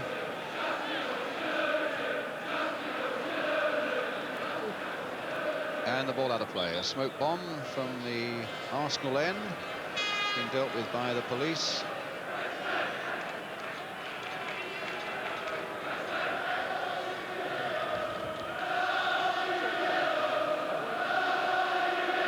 The Arsenal bench and the West Ham manager, John Lyle. Not that anyone will hear much what he's saying. You're so far from the pitch there. But at least it allows John Lyle to let off a bit of steam. Martin. And Stewart's header turned on there by Allen, but here's O'Leary. Pearson thought the feet were a little high there, I think, but George Courtney didn't, and that's what's important. And here's Sunderland now for Arsenal. Crossed in there once more towards Talbot, a backward header, and Pike getting it away. And West Ham just content to get that away from the penalty area and into touch. Divine for Arsenal. Lampard first to emerge from those defenders, and what a good header. Got a lot of length on that one. Pearson's header finding Pike. Tried to find Brooking, Brady there, and Stewart strongly into that one. Willie Young's header. David O'Leary's.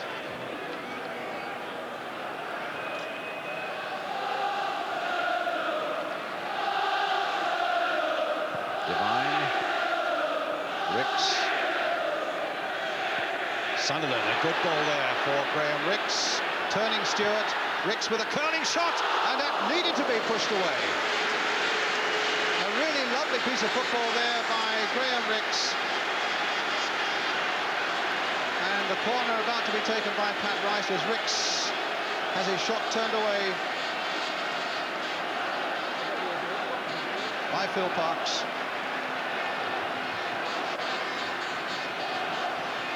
So Ricks with the corner. Floated in towards the near post where Willie Young is, but that was a good jump too by a West Ham defender. I'm not sure who it was. It was Billy Bonds, in fact. Talbot being hustled back. They're doing a lot of hustling, West Ham. But in fact, that shot by Ricks had to be saved. That might have just curled in, Brian. Momentarily, I thought he was going to take the goalkeeper by surprise. His angle wasn't quite right. Stewart being hustled here by Sunderland, but a free kick given to West Ham. Do you spot a greater enthusiasm about Arsenal and a greater purpose about them in the second half? Certainly determination's crept in the last 5 minutes. I thought that was a foul on David O'Leary, put on Pearson. It was a foul. Brady's gone with determination also. And obviously that last shot from young Ricks was a superb effort. Allen playing it back. I'll just make one little more point, Brian. Arsenal do not like this nonchalant knocking around by West Ham. They do it to perfection, and when they get it done to them, they don't like it. No side does.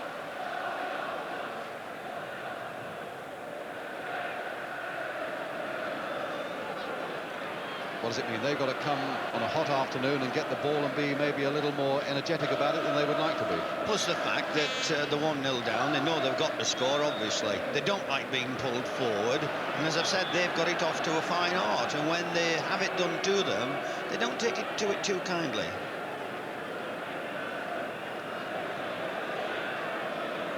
Brooking with the throw for West Ham.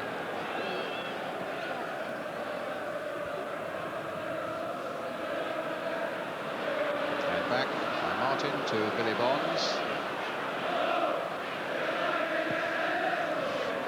And Pearson caught offside. He looks anxiously, and as though he's prepared to debate the point, but there's no question when that ball was played by his captain, he was in an offside position. Brady shoveling that ball through now to Sunderland. Played in here for David Price. Stapleton, Price with a shot. Just a little more snap about Arsenal in this second half. As Brian was saying, there's a little more determination about them as this move builds up here, flicked in nicely, a little touch by Stapleton, Price following it in. This is where now, Brian, you're looking for a midfield, and West Ham are looking for theirs.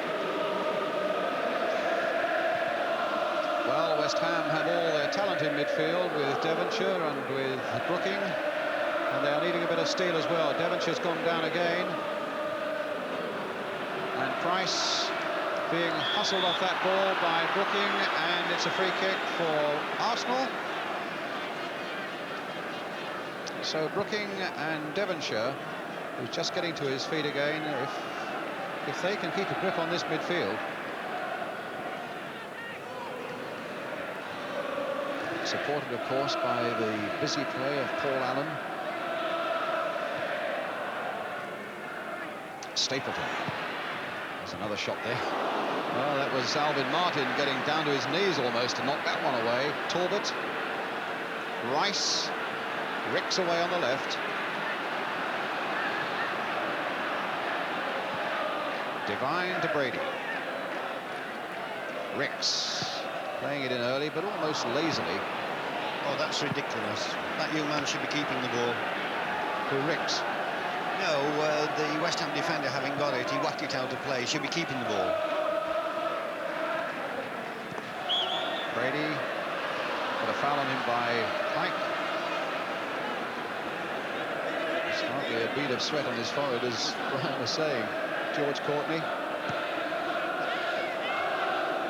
Devine. Played in here for Sunderland. Brady. Ricks, a bit of space for him. Stewart coming to fill it now, but bumped into Sunderland, but all is not lost because Devine is here for Arsenal. Willie Young turning it back, a nice little turn back as well, but there's Billy Bonds yet again for West Ham, and a foul that time by Cross on Rice. Brian, if West Ham allow themselves to get pinned in their own penalty area, it'll be a disaster for them. Well, they're being pinned back there now. It's Sunderland for O'Leary, who's come right in there. A little chip there towards Willie Young. Not it off his head, though, by, I think it's Alan Devonshire down there who's taken it in the face. No, it's Alvin Martin. A clash of youngs there, of heads there with Willie Young.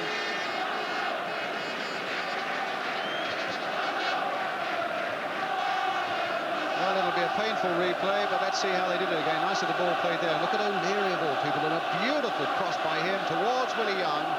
Martin and Willie Young going down.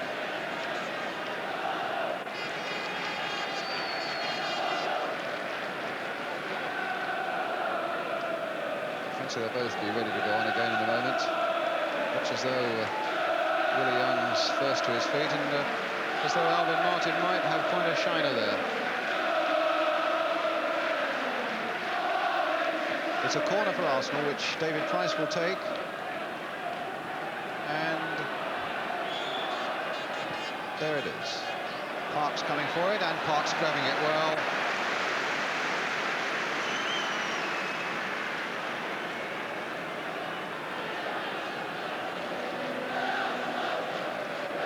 Feeling that Arsenal are getting Sammy Nelson ready, Brian. He's just taken his tracksuit bottoms off.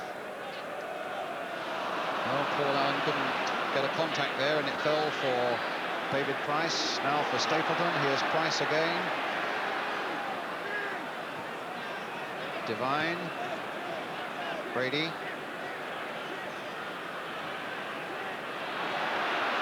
Going all the way, getting to the byline there. That's behind by Devonshire. And Sammy Nelson, you can see on the right of the picture, beginning to strip himself off. And maybe Terry Neal regretting that he hasn't got a forward to come on. Although there's still some way to go with just 10 minutes of the second half gone. West Ham leading 1-0. And Parks again. Perfect catching.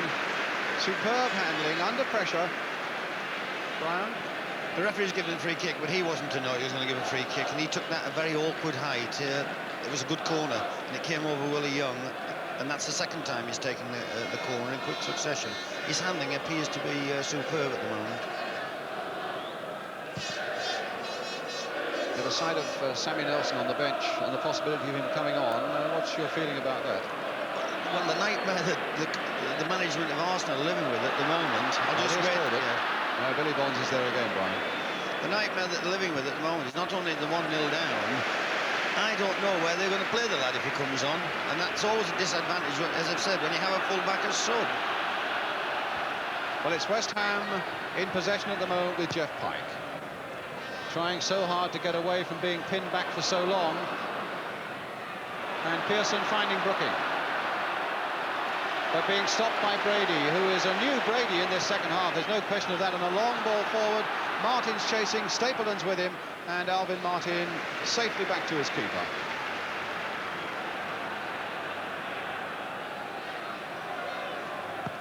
Bonds. Cross. Brooking.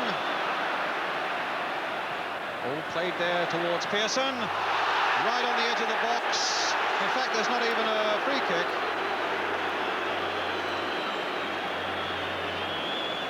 It's a goal kick for Arsenal. Any comment, Brian? No, we'll see it here again in a second. I don't think it was touched. Good decision.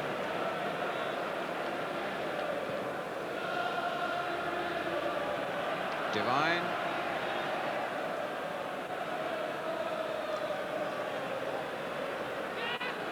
O'Leary. Brady.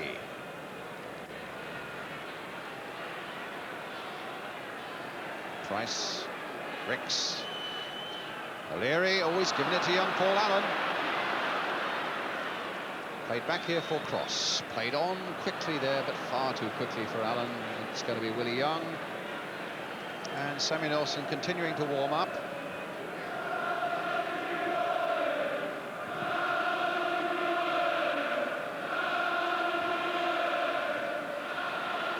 Price. Divine.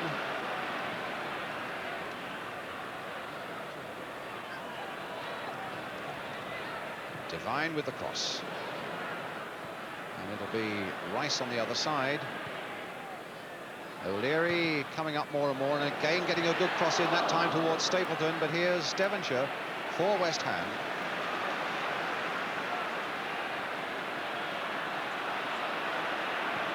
Pike. Pearson.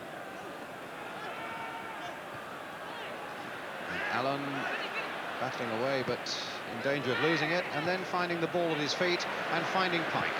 Flicked there in a lot of space now for West Ham, and a chance for them to come surging forward at last to pin Arsenal back for a change, with Lampard and Bonds going outside it. That's a nice ball played there for Billy Bonds, and hit off Pat Rice behind for the corner, and the breather that West Ham needed. They needed to push Arsenal away from their own penalty area, and it's amazing where Billy Bonds is finding this stamina. 33, 34 years old, terrific campaigner. And Alvin Martin coming up from the back. The corner taken now, and it's with Devonshire. Now with Brooking. That left foot, that lazy cross coming in there. Bonds, and in fact it comes off Willie Young, I think, for another corner to West Ham.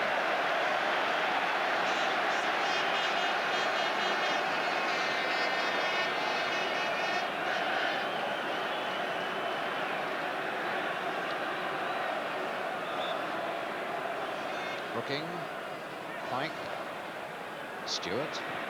Crossed in once more. Martin's right in there. Willie Young. Sunderland hooking it away. Devonshire with a chance to take it wide of Ricks. Turn it inside for Lampard. Arsenal pulling men forward. The back four forward quickly to try and catch people offside. Their nerve didn't hold quite long enough because West Ham spotted it. And Brooking now swinging it towards David Cross on the far side. But O'Leary is there again for Arsenal. And here's Brady. A quarter of an hour of the second half gone. Half an hour to go now. And they're still without a goal in Scotland in the Scottish Cup final between Rangers and Celtic. Ricks with that free kick. And this time I think there is a free kick to Arsenal, but the foul by Billy Bonds on Graham Ricks.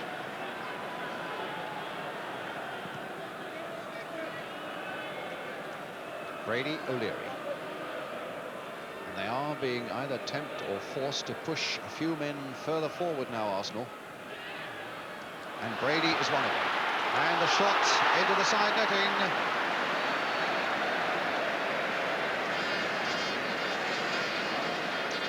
And certainly Brady looks a different proposition in this second half. Wants to get into the game, but that shot going into the side netting.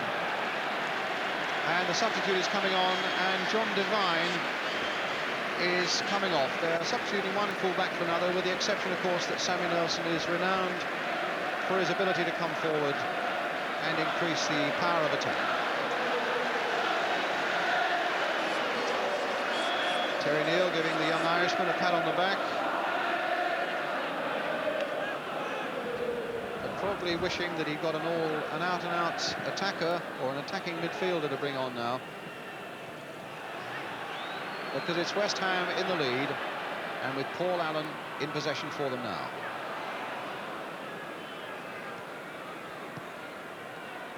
Pike, Brooking, that's a West Ham throw.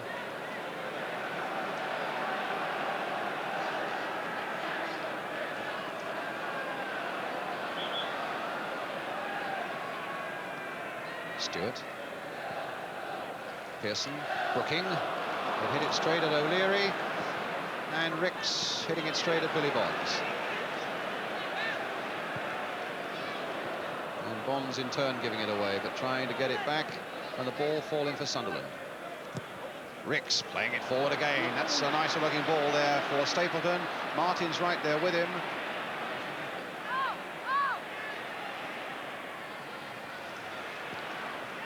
That wasn't a very good clearance there by Stewart. I think he scuffed the turf with it as well. It's Arsenal's throw. It's a real knife-edge situation, Brian, now, isn't it? It is, because West Ham appear to be hanging on. And the longer it goes, obviously, the stronger they'll get. But there's still plenty of time to go. And at the moment, it's Sammy Nelson with his first real touch, and it's a throw. It's a good long throw as well there towards Willie Young. Lampard and Martin were both up there. Price trying to turn it back again. Paul Allen getting it away, but not very far. Talbot nicking it in there again. Willie Young and Brady between them trying to make something of it in the end. Brady goes down, the challenge by Pike and Brooking, and Arsenal now get a free kick right on the edge of that Arsenal on that West Ham penalty area. So the West Ham wall has got to be secure and well formed. Parks has got to get a sight of the ball, and looking at it from the other side, either Brady, Talbot or Ricks have got to do something about it. It looks as though it'll be Ricks playing a short ball to Talbot, with a better angle maybe for him, and a shot beautifully taken by Parks.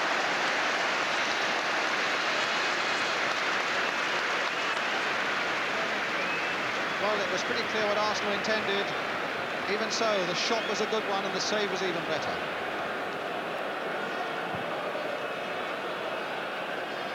And you were saying at lunchtime, Brian, that Phil Parks might well have been the best buy of all time for West Ham, and it was a lovely piece of keeping. He caught it beautifully. It was sweetly struck and it was cleanly taken. You couldn't have got a better example of two facets of a free kick. A free kick which Rice will take for Arsenal. And some ironic cheers from West Ham fans who feel one or two decisions have been going against their team, from George Courtney. Well, he's had a good game, but I think he'll be the first to admit it's not been a difficult one for him so far. Brooking now. Pearson played on for Devonshire, onside, and played onside, in fact, by Sammy Nelson on this side of the field. Back for Pearson. He's got support from Lampard. He's got support in here from Paul Allen. Oh, nice little play by the 17-year-old now. A shot from him, perhaps? Well, you can forgive him that. Well, it's difficult to beat Pat Jennings from that sort of range, but the 17-year-old, in fact, had got himself into a nice little position there, Brian. He took it beautifully and he beat the onrushing midfield player, but then he lost his cool, poor Ben. He showed he was 17, didn't he? Yeah.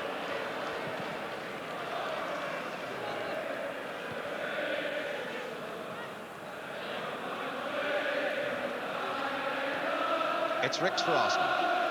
And it's 25 minutes remaining. Brady. O'Leary, they're still pushing a lot of men forward. Here's Rice, the captain, on the far side. The cross coming in again. And once more, it's the West Ham captain, Billy Bonds. Willie Young to Liam Brady. Played wide again for David O'Leary. And again, that cross comes in. He's a good crosser of the ball, O'Leary. But this time it's Ricks. Sammy Nelson. There's the cross, and Devonshire with the header away this time. David Cross being challenged, and in the end, I thought being beaten by Willie Young, but in fact it comes to Arsenal with Pat Rice, now with Brady, but he lost control, and young Paul Allen coming away with the ball. Looking around to see what's on, couldn't believe his luck, and Brooking just sticking it out nicely there for Pike, who's got Allen and Cross up with him. Pike now prepared to take on Sammy Nelson, and tried to turn it in there, but it came off the Arsenal defender, and back it goes to Pat Jennings. Just lack of experience there. If a young Pike had just held on, the full-back was coming like a steam engine behind him, and that's all it needs, just a moment's delay, and you were then aware of a situation. Yes, Stewart, the full-back, was making a nice break for him. But it's Brady now. Martin's header. And they are still looking very confident at West Ham, Brian. I've never seen a West Ham side head the ball so much in my life.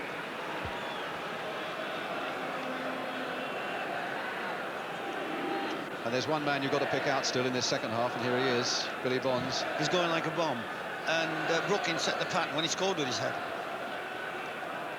Halfway through the second half now. Nelson for Arsenal. A team you can never write off. And my word, they proved that after they seemed to have thrown everything away in that cup final last year against Manchester United, and then when they really should have been dead and buried, well, they came back within a minute, and Alan Sunderland got the goal that won the cup when anyone would have thought the pendulum was swinging the other way. But can West Ham hold on for, what, another 22 minutes?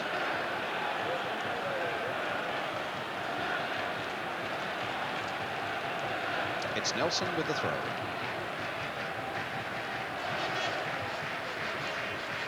A shorter one this time to Brady. That's not a bad bet. Back it comes again for Nelson. Nodded on by Sunderland. Hooked away by Martin. O'Leary returning it with good measure there. Stewart up, but beaten in the air by Sunderland. Price might be through. No. Martin's there. It's not away yet. Devonshire, and finally Pearson hook it away, but West Ham looked a little wobbly for a moment there. Ricks, and it'll fall for Allen. And now Devonshire, who's got Pearson outside him.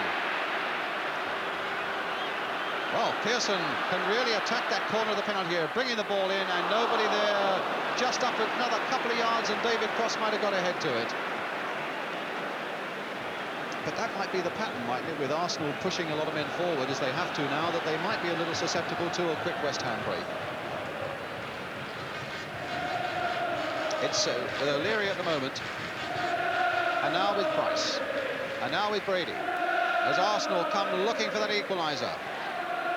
O'Leary playing forward more and more. In fact, he's almost now an old-fashioned outside right. Now they've got just three at the back, Arsenal. Here's O'Leary again. But off Lampard. And the ball still in play with Stuart Pearson. Brooking. And Nelson versus Pike, and it falls for Nelson, but or rather for Pike, and it's Willie Young. Stapleton.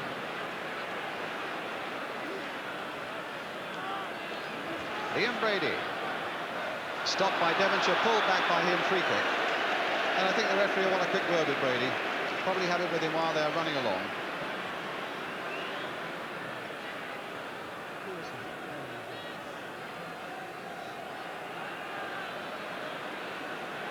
couple of times, Brian, where the West Ham players, Pike in particular, is showing a lot of inexperience, you know. He should be putting his foot on it, and he should be making the Arsenal defenders really pay for getting pulled forward. And he's just giving the ball away. Fred Street, the Arsenal physio, out there on the touchline. Where I think O'Leary's struggling. That's what it is. O'Leary's got a shin pad off and his right sock down by his boot. And I think he's struggling a bit. And remember, Arsenal have already got their substitute on. And they're a goal down. And Brooking has found Lampard. And West Ham are on the attack again. And Cross turns it over. The flag had gone up for an offside, though. And it's a free kick. And O'Leary is going to hobble off. Let's look at this first, though. Pearson should have had it, Brian. It was an offside decision, and he was off. Pearson should have had that ball. He held his hands out for it. Well, played back a little bit to him, yes. Well, this will be a terrible blow for Arsenal if... Looks as though he's got a slight strain, calf-wise, either that or cramp. And West Ham have got a player down as well here. Yeah. Alvin Martin, who had a bang in the face, if you remember, when he clashed with Willie Young at the start of this second half, and they've got Paul Brush warming up. Brian, this is the time when it tells. Yes, I noticed that Billy Bonds had got his socks around his ankles a moment or two ago, and it's really on a day like this, when you come to the last quarter of an hour, 20 minutes of a really hard final, that the mistakes are tending to creep in a little bit, I would think.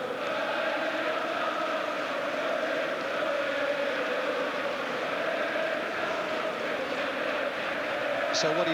Try and play in West Ham's position, a nice containing game without making people run too much for long balls? Or all the time. You never give the ball away. You never, ever, ever give it away. And frustrate the opposition, because Arsenal want you to play it long. They want to get the ball very, very quickly. Well, Alvin Martin's back on his feet again. O'Leary, though, is really struggling. There's no question, if they hadn't made their substitution, I would have thought Arsenal might have been tempted. There's David O'Leary on the ball now. They might well have been tempted to say, well, I think at this stage of the game it might be an idea for you to come off.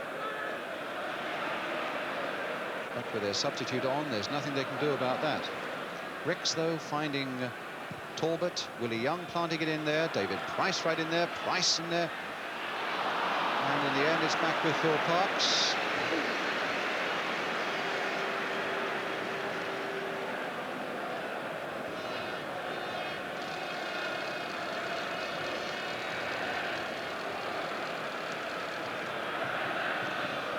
I think Alvin Martin's problem was that he was feeling maybe a little woozy after a knock on the head. He's got a terrible left eye, I think you can see. Yeah, that's been the problem. Willie Young being hustled by Cross.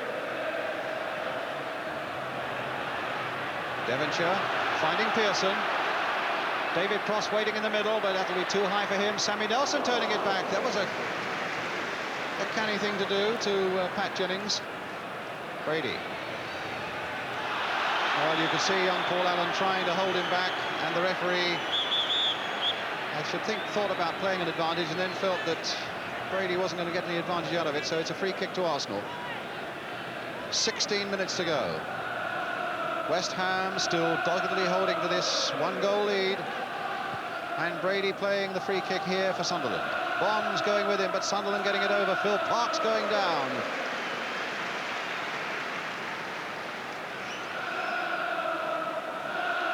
So West Ham within a quarter of an hour of a prize that few expected them to get. Leading 1-0, except that there are a lot of people there with claret and blue who did expect them to do it. And of course the prize is not only having your name on the cup, you qualify for the European Cup Winners' Cup next season, which in itself is a tremendous money spinner. In fact, if Liverpool had beaten Arsenal in the other semi-final, West Ham would have already qualified for Europe, because, of course, Liverpool would go in automatically as champions. It's Ricks now. A long, snaking run. It's Brady with a shot. It's a free kick, though. The whistle had gone. It's a free kick for Arsenal again, just outside that West Ham penalty area, with exactly 15 minutes to go. See Willie Young going up there, Brian. I'd be tempted if I was sitting miles away on a bench, and it's always easy sitting from where we are. I'd be tempted to leave him up. Well, there's Willie up there now. Brady with the free kick. Chip towards Willie Young. It'll be too high for him. It goes behind them all, and Pearson quite happy to let it go behind for the goal kick. But Willie Young is going back again. Fred Street once more on there just to take some shin guards from David Price. The Arsenal fans are remarkably quiet. They're sensing, you know, a lot of frustration out there. And yet, I suppose, with David O'Leary injured the way he is, if they'd thought about taking Willie Young forward, they can't really do that. It exposes them far too much at the back. But Pike now for Brooking.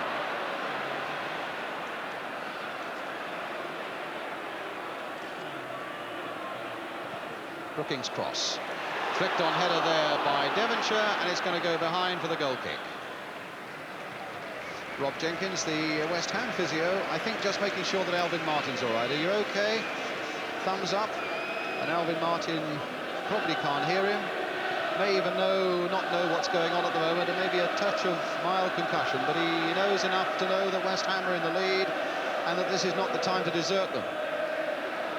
Especially with Arsenal coming forward again with Brady. Flicked in there once more. Lampard's header getting it away to Jeff Pike, in turn turning it away. And one or two of them are finding it difficult to raise a gallop at the moment. It was a slow-motion job then between Crossy and David O'Leary. It was unbelievable. Nobody really wanted to go for it, you know. Well, this man goes on and on. That's Talbot. Pike played forward again for David Cross, looking to see who he can pass the ball on to, and it's Paul Allen playing it wide here for Stuart Pearson.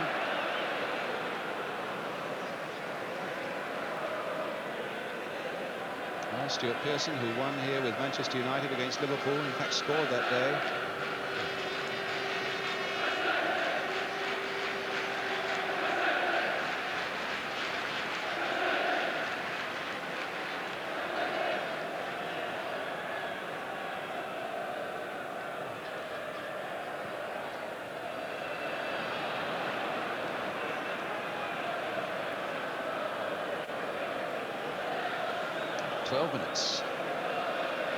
And still goalless at Hampden Park between Rangers and Celtic in the Scottish Cup final.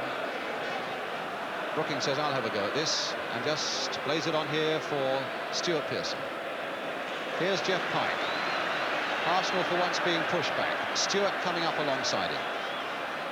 Needing somebody, as Brian was saying, just to hold on to the ball, and suddenly a gap there for Jeff Pike, and pretty innocuous shot, except that with David Cross coming in, it might have been turned into something.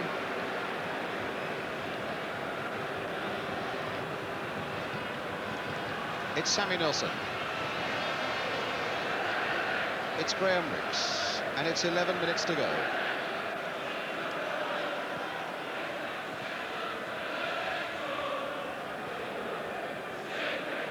Willie Young.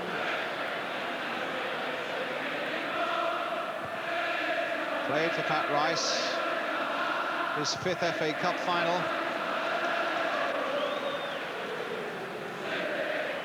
They've lost here to Ipswich and to Leeds back in '72. He's also won in the double year and won against Manchester United.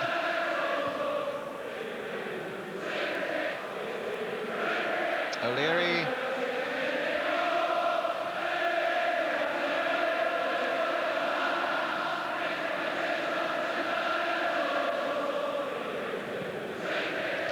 Brady pushed way out on the right-hand side of the field at the moment, and he couldn't quite get that ball.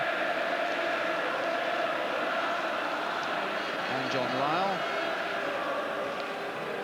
He'd give anything for the next 10 minutes to vanish in the space of a couple of seconds, I'm sure.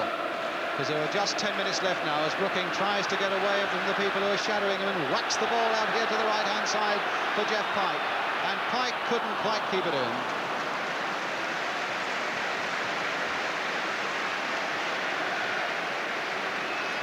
It was a good ball, Brian, in the sense that that's the last place Arsenal want to go into corner flags and wide, and West Ham should be doing that now in the last 10 minutes.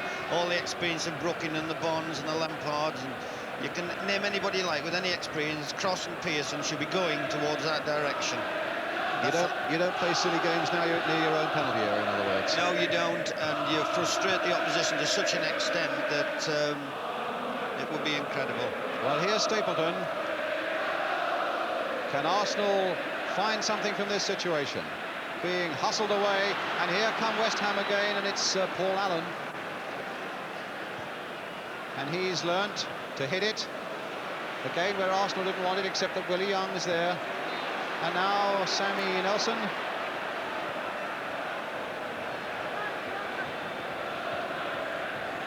Talbot. Brady. Free kick to Arsenal.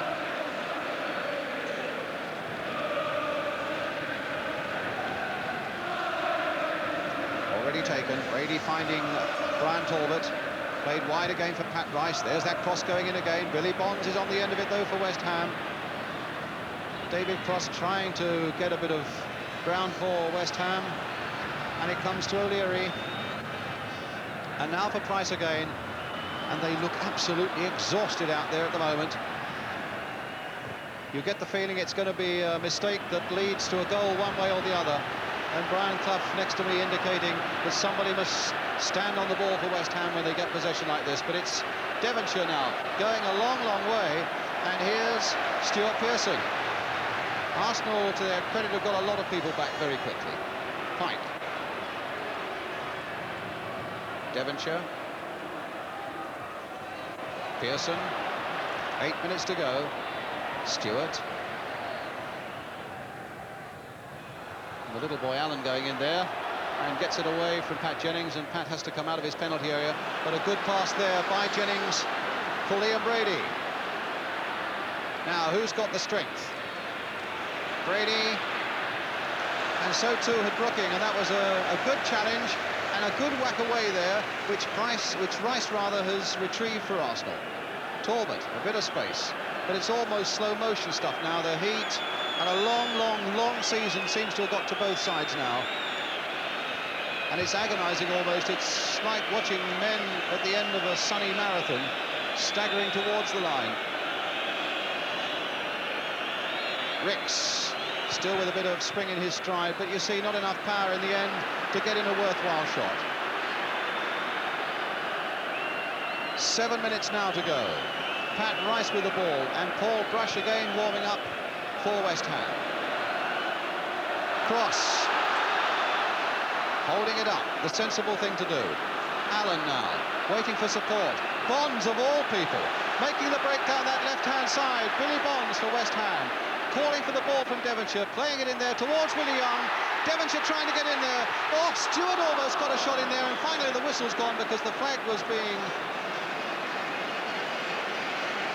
raised on this side.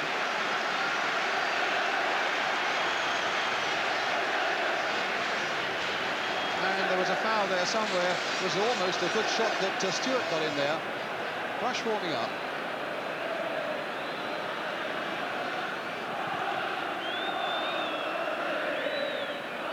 Lampard's header. Cross.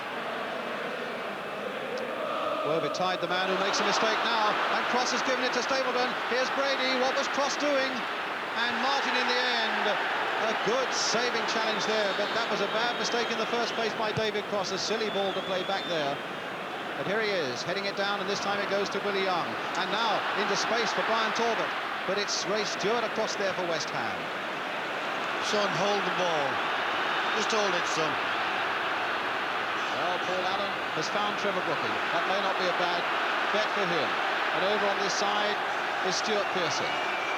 Pike thought about an overlap, but just didn't have it in him to get past. So Stuart Pearson is going on his own, cut out by Sammy Nelson. But have you ever seen two sides looking quite as exhausted at Wembley as these, Brian? Well, they've just about had it, but they've only got the last out another 5 minutes.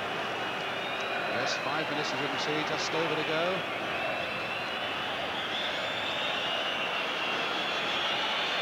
West Ham have 5 minutes to hang on, but Arsenal will remember how near they were in that semi-final against Liverpool. It's not done until the last whistle, and Arsenal have got a corner off Alvin Martin as Brady tried to get in behind him.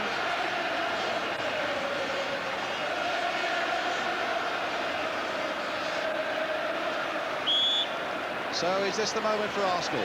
David Price with the corner. Arsenal have piled everybody forward.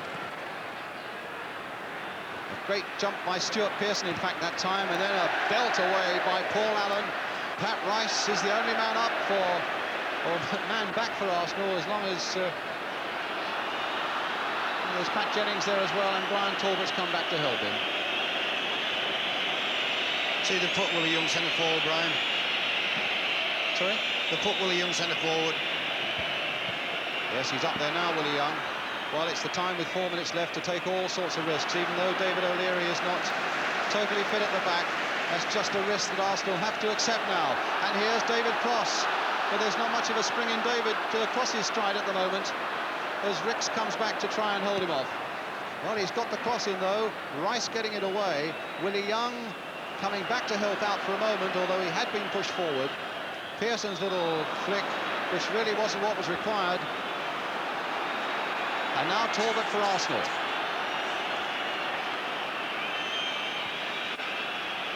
David Price.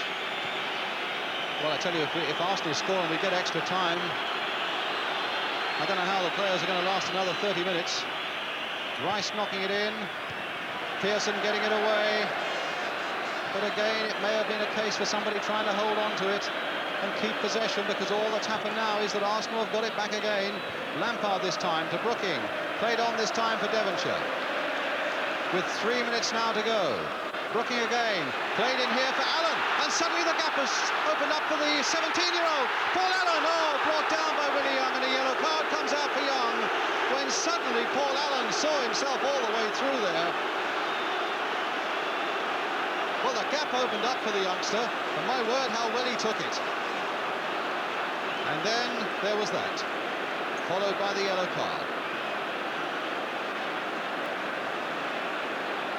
Well, you would have thought a 17-year-old's legs would have been rubber by now, but he found something there, Paul Allen, Brian. Told you, at that age, they don't think about anything. They just keep going. They don't think about tiredness, fear, or anything. Well, Ray Stewart, who's got a direct free kick. Will he get it through the Arsenal wall? He has, but over the crossbar for the corner. And we are now left with 2 minutes. And look at the animation on that West Ham bench. Get back, they're saying, get back. And the Arsenal people saying, get forward, get forward. And David Cross of West Ham on the edge of that 6-yard area, just wanting that 2 minutes to go as quickly as they possibly can. Crossed in again, and the flag up. A free kick to Arsenal, Pat Jennings with it. Sammy Nelson turning it back. Well, it's a time for resolve now for West Ham, and it's a time for enterprise for Arsenal. The underdogs who won here when Sunderland beat Leeds in '73 and when Southampton beat Man United in '76. Is it really going to happen again? Just over a minute to go now. Willie Young getting in the header. Trevor Brooking just nodding it sideways there. For Frank Lampard going past Graham Ricks, looking to see if there's anybody possibly available. There's no way back. And so he plays it down the line, and that turns out to be a good ball to Stuart Pearson. Inside for David Cross. 1 minute now to go. A question of them keeping possession. Plank. And yet you still would never rule out Arsenal, as Stuart plays that ball in again towards Cross. And in fact, they let it go to Stuart Pearson on the far side. There's the cross coming in again, and that's going to be a goal kick, but that'll take up a few seconds more. Brian. It's a long time since I've seen a side a minute away from winning the cup keep crossing the ball and giving it away like this lot. Well, they might yet regret it. Well, Brian Talbot knows what it is about winning at Wembley. Will today be the first time he faces defeat? It's incredible. There are 15 seconds left, and Arsenal are on the ball still. And the ball floated in once more towards that West Ham penalty. Yeah, it's all over, though! And West Ham have won it! Men are on the field, are on the ground, in fact. They're hugging each other. 3 West Ham players are still on the ground. The joy of the underdogs, West Ham. And now they're getting up, but David Cross is still down. Trevor Brooking was down as well. But Trevor Brooking's goal has brought a victory for West Ham. The underdogs have done it again. And their fans, Devonshire's a delight. And there's the happiest man. How does the manager feel at this moment, Brian? And don't you feel pleased for him? He won't know what to say. He won't know. He just, honestly, it won't be sinking in. It won't be sinking in. It'll take him 10, 15 minutes. It couldn't happen to a more pleasant guy. Wow, what an amazing thing. Brian, Alvin Martin. I also know how Don Howe and Terry are feeling. If you could get a view of them. I know cup finalists for the winners, but... Yes, but finalists are also somebody has to lose. And a 17-year-old being hugged there by Pat Holland, who was injured and didn't get into the side. Well, that's real tremendous. That's real team spirit. I'm not sure that Pat Holland isn't crying. The 17-year-old, the youngest man ever to play at Wembley, in his first season as a league player, comes away with a cup winner's medal. Bobby Ferguson, the reserve goalkeeper, as well. It's amazing. And when you think of players like Alan Devonshire, who 4 years ago was playing non-league football for Southall and driving a forklift truck for the Hoover Company, and Willie Young, well, it's pure romance, this. West Ham will go to collect the cup first. They're followed up by the losers. And the thing, of course, that Terry Neal has got to do now, Brian, is to lift them all for Brussels on Wednesday. A shake of hands from the two managers. See, what's going through the Arsenal lads' minds, Brian, at the moment is that's a year's work up the spout. And Terry Neal, in fact, going to every Arsenal player, getting them up off the ground and saying, come on, chin up. Well, there's no need to say that to this man, Billy Bonds. He was up here in 1975 to receive the cup. And here he comes again. From Her Royal Highness, the Duchess of Kent. The Hammers have done it again.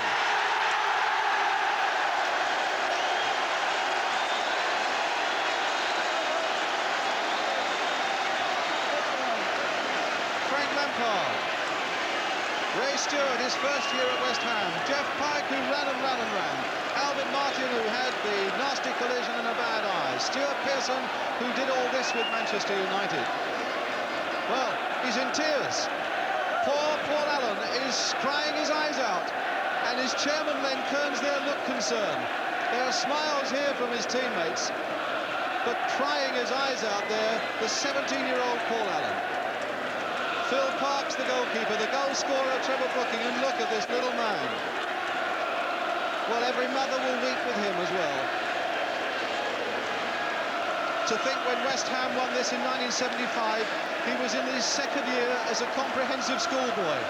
And here he is, Paul Allen. A day and a moment he'll never forget, and he needn't worry about the tears today. What about that, Brian? Incredible sight for the young man.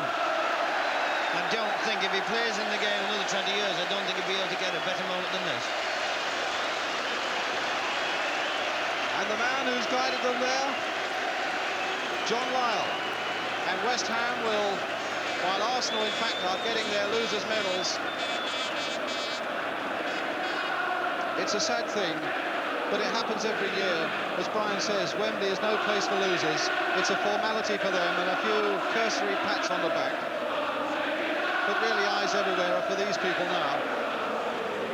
Don Howe shaking the hand of Alan Devonshire in the background. Paul Brush, who thought he was going to play all this week and then had the bombshell yesterday on the left of the picture. And Trevor Brooking of England and West Ham. A loyal West Ham man, and the man who has now taken them into Europe with that goal of his.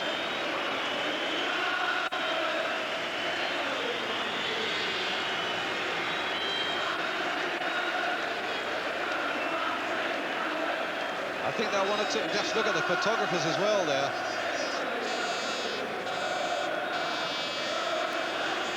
Well, there's the... Just look at those rank upon rank upon rank of photographers. As West Ham, Alan Devonshire. 4 years ago, a non-league player with Southall. And happiness at the moment is being a hammer. Into Europe, and these fellas have got to do a job for British football in Europe on Wednesday night as well, and let's hope they do that successfully.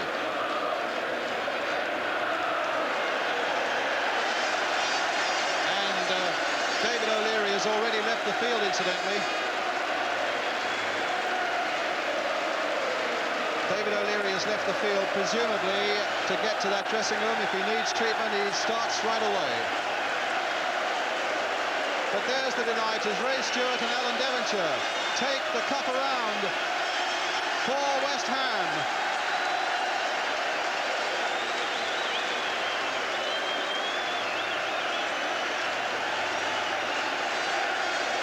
And what a welcome they've got waiting for them at that end of the field. Paul Allen gets his hand on the cup.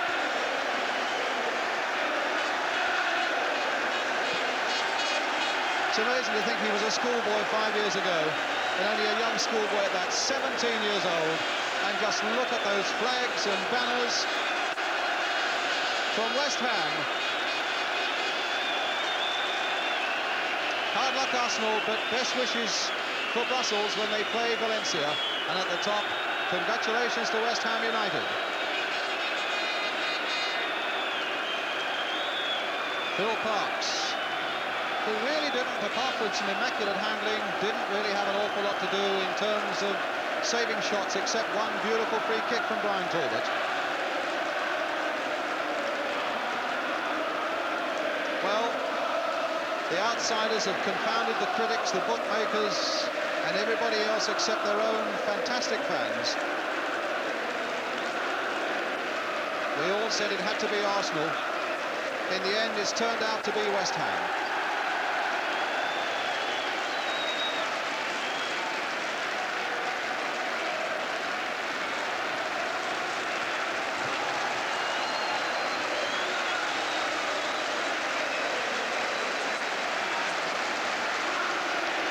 Well, sympathy for them. What a long, long, hard season. I wonder if maybe right at the end, all the effort they put into beating Liverpool, the effort they put into beating Juventus, the effort they've had staying near the top of the First Division may, at this most crucial moment of all, just told its own tale and just left them wanting that little bit that they couldn't do.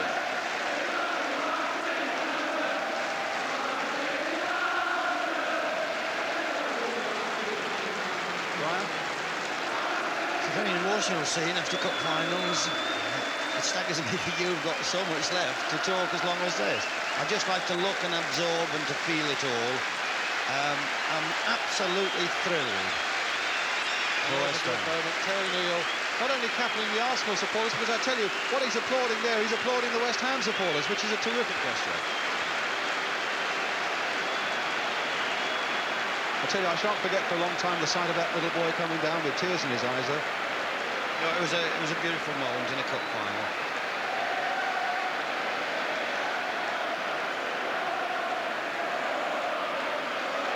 It's amazing what success does, Brian. West Ham could go and play another 90 minutes now. I'm sure they could.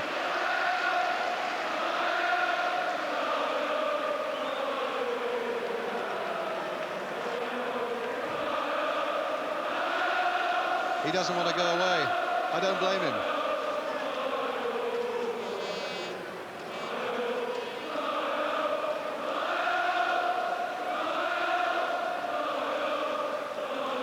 Well, I think they've got breath to win. They've got breath to do a radio interview as well. Stuart Pearson and young Paul Allen. Right, the players are going off to the dressing room, and in a moment we should be talking to them, and I hope we get a word with Paul Allen as well. And we should be getting the views of Jack Charlton and Ian St John as outside the crowds begin to flock away, looking back on another day when the outsiders have beaten the favourites. We'll take a short break, but we'll be right back.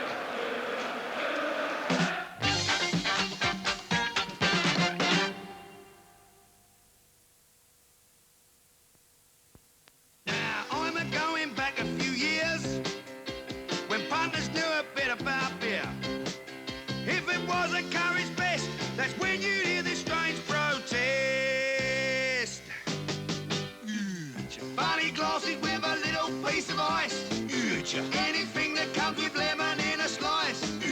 Fancy cocktails that are shaken and not stirred. Drinks with cherries in that make you look absurd. With your finger cocked to leave your friends impressed. Anything that ain't a pint of courage best. Mine's a pint of best. Remember a pint of best. Courage do.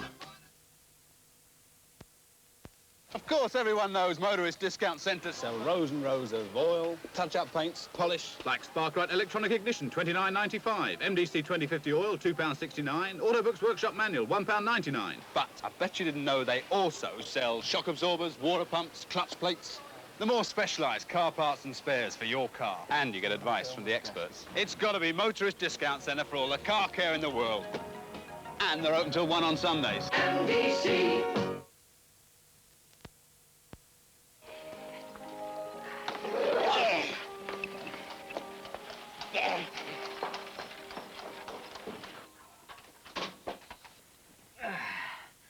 Another show over. Time to relax with one of these excellent John Player mild cigars. Great value. At just 60 pence for 5. Why be dishonest, my dear? It's written on your body, it's written in your mind. You're into something special if you're not Levi's. Kind.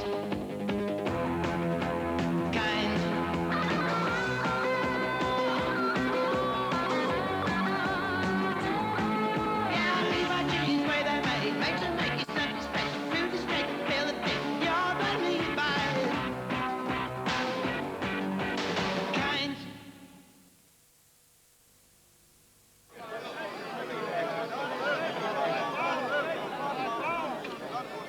Oh, nuts! All hazelnuts! Ah, Cadbury steaks come and they cover them with chocolate. I see you like whole nut, too. Well, Cadbury's don't use half nuts or crunch nuts, but nuts, whole hazelnuts. Ooh, Cadbury steaks come and they cover them in chocolate. I said, you have the time.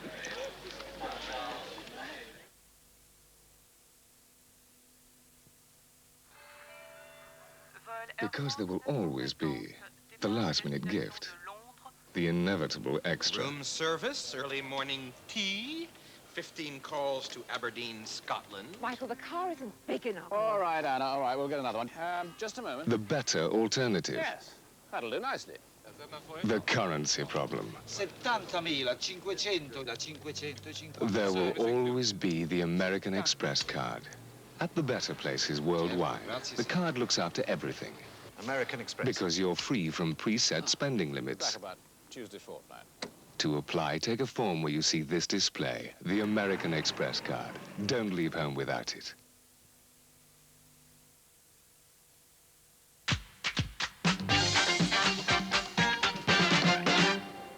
Welcome back to the stadium. Let's go straight to the interview room now, where Martin Tyler has got some of the players with him. Well, I've got to start with the young man we saw in tears just a few moments ago. Paul, there's a smile there now, but how are you feeling? Well, I'm still up in the clouds. I still can't believe it. It's just great. Those tears really came in floods at the end there. Yeah, I got a bit carried away at the end there. So, And yet you had so much energy left to make that run through the middle near the end. I don't know about that. I was struggling near the end, but you know, I just kept going. Bill was getting behind us and that and encouraging us. It was just great. All the lads were great. Bill, it must be a very proud moment for you. Yeah, it's terrific. There's not many times you don't get to Wembley once, let alone twice, and it's nice to win 2 out of 2 at Wembley. What was the secret of your success today? I think I feel a little bit sorry for Arsenal because I think they were a little bit tired with the games with Liverpool. It was very hot out there and very hard to play, and I think possibly we, you know, the games with Liverpool took their toll against them.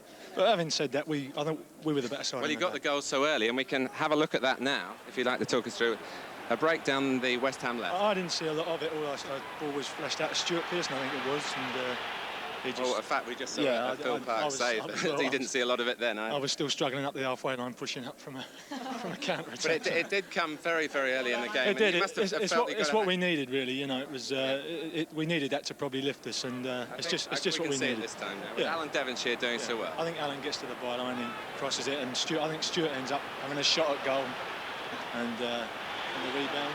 This is Stuart hitting it now from the rebound. And Trevor Brooking heading it in from 6. Very unusual. Very unusual. What's the verdict on a headed goal from Trevor Brooking, lads?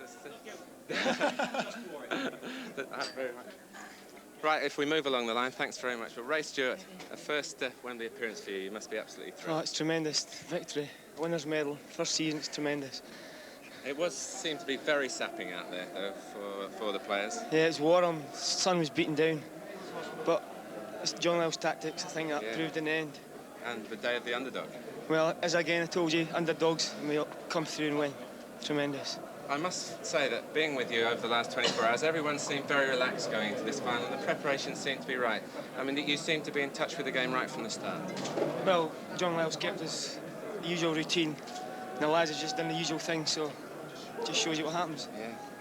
We can move along to Alvin Martin. He got a bit of a crack in the eye there. It's all swollen up. Big Willie's head, yeah. Big Willie. You came off the worst for wear? Yeah, at the end I couldn't see properly out of it, but Rob put some cold water on it. It was all right then. I was a bit worried like it was going to go and have to come off. It was all right in the end. Great. And an absolutely marvellous day for West Ham. Oh, superb. To win a major cup like this, and we're still all quite young, you know. Superb, yeah. A great day for the central defenders, really, because Arsenal, of course, had a lot of the ball, particularly at the start of the second half. Yeah, well, we knew what to expect with them. Obviously, we've seen a lot of them on the telly and that, but we were right going into the game, and everything turned out as the way we planned it, really. Yes. Great. Yes. Jeff, did you feel that? I mean, it was obviously a big day for you as well, but everything seemed to settle down very quickly at the start for West Ham. Yeah, I was quite surprised, actually. You know, a lot of lads, I think, felt very nervous at the beginning, you know, and but as I say, like, we settled down very well. You know, I was very pleased. You know, as I say, went well right from the start. You know, he started knocking it about, and you know, a little tactical change, bringing Stuart deeper. You know, I think they didn't really know whether to mark him or not. You know, and it paid off. And tremendous support for you from very loyal fans. Terrific. You know, what can you say? They go all the way to Leeds and Villa and all that. You know, just great, really. Yeah. Well done, Jeff. Thanks very much indeed. Stuart, you've just been mentioned there in a tactical change, dropping a little bit deeper. Was that one of the reasons behind West Ham's success? I think so. I think their strength in defence was the two big boys at the back, and they wanted me to just come a little bit deeper and try and pull one of them big boys out, but they didn't come, and I was left with a lot of space. So I enjoyed it, actually. It's very tiring out there, though. It was the heat got to the boys last 5 minutes. Yes. I think I heard the referee say there's 7 minutes to go. It's the longest 7 minutes ever. Do you think in any way that perhaps Arsenal, with that marathon effort with Liverpool, were a little sapped for the final while you were just sitting back waiting for it to happen? Not really, no, because we had 2 very hard games against Everton. And it's the same for everybody on the day. I think we maybe adapted a little bit better, and we was the underdogs. There was a lot of pressure on them today, and I think it showed it a little bit. We played them on the break very well today, and we was lucky enough to get the goal. Stuart, thanks very much. And a second winner's medal for Frank Lampard. Yeah, fantastic, really. No, but I'm pleased for the crowd as well. Yeah. You know, they had a funny season, really. League-wise, we didn't quite do our stuff, and we give them something back now, because they've been great for us this year. Well done, Frank. Can I bring Trevor in here, and Alan as well, because all 3 of you really here with David Cross, all involved in the goal. Start perhaps with you, Alan, because it was your ball across the face of the goal. Yeah, I just got the ball and went past 2 and showing it there, isn't it? It's gone beyond. That's when Pat Jenner went through his hands, isn't it? Yes. Dave knocked it. You had a shot. Yeah, I had a shot there, and I think it. Well, I've got to ask the man who was here at Wembley yesterday. Lost every race on the dogs last night and said his luck had to be in today. Trevor. That's right. I knew something had happened today. Yeah, look, there's Dave crossing the ball. Now. Yeah, well, Dave Cross hits it on the half volley, and it comes back out. Pancho sees me in the middle there, and a courageous header into the middle of the goal.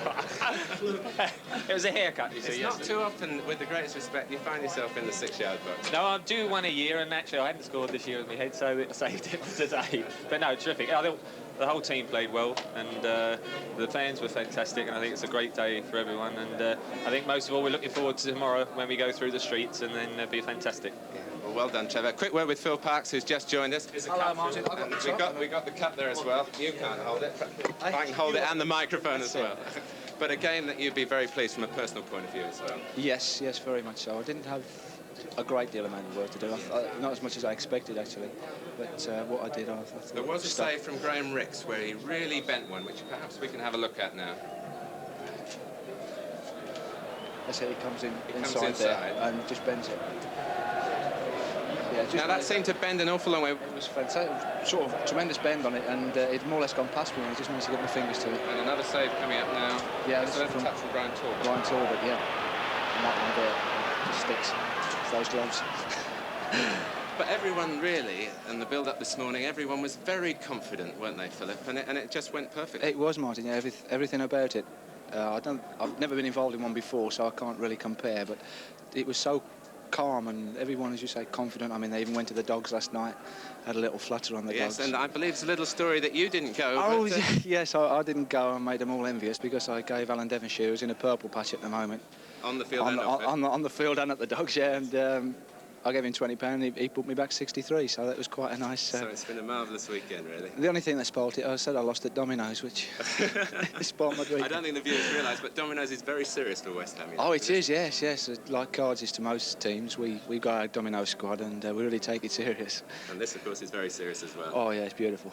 Yeah. Absolutely lovely. OK, Phil, well, thanks very much. That's all from down here. Let's go back to Brian.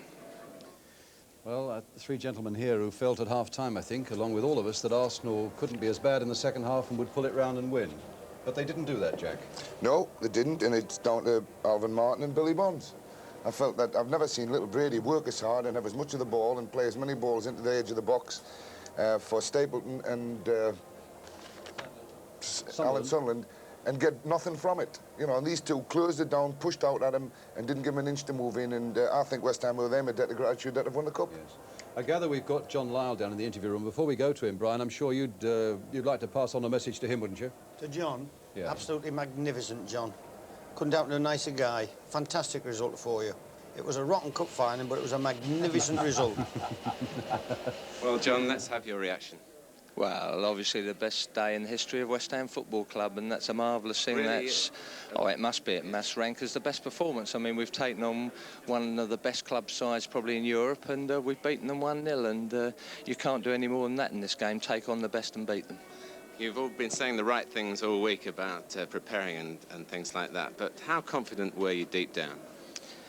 I always think if you've got a team of players who can pass the ball, and they've got knowledge and the right ideas about the game, you can create an upset, which we did today. You know, we came here basically, I said to the lads before the game, no one thinks we've got a chance, and that's the way I like it in life. I love a challenge, and so do the players, and we had the right attitude and commitment, and we did everything right. I couldn't have written it better myself. And a great day for some of the great West Ham players in terms of loyalty and commitment. Billy Bonds and Trevor Brooking right at the centre of your win.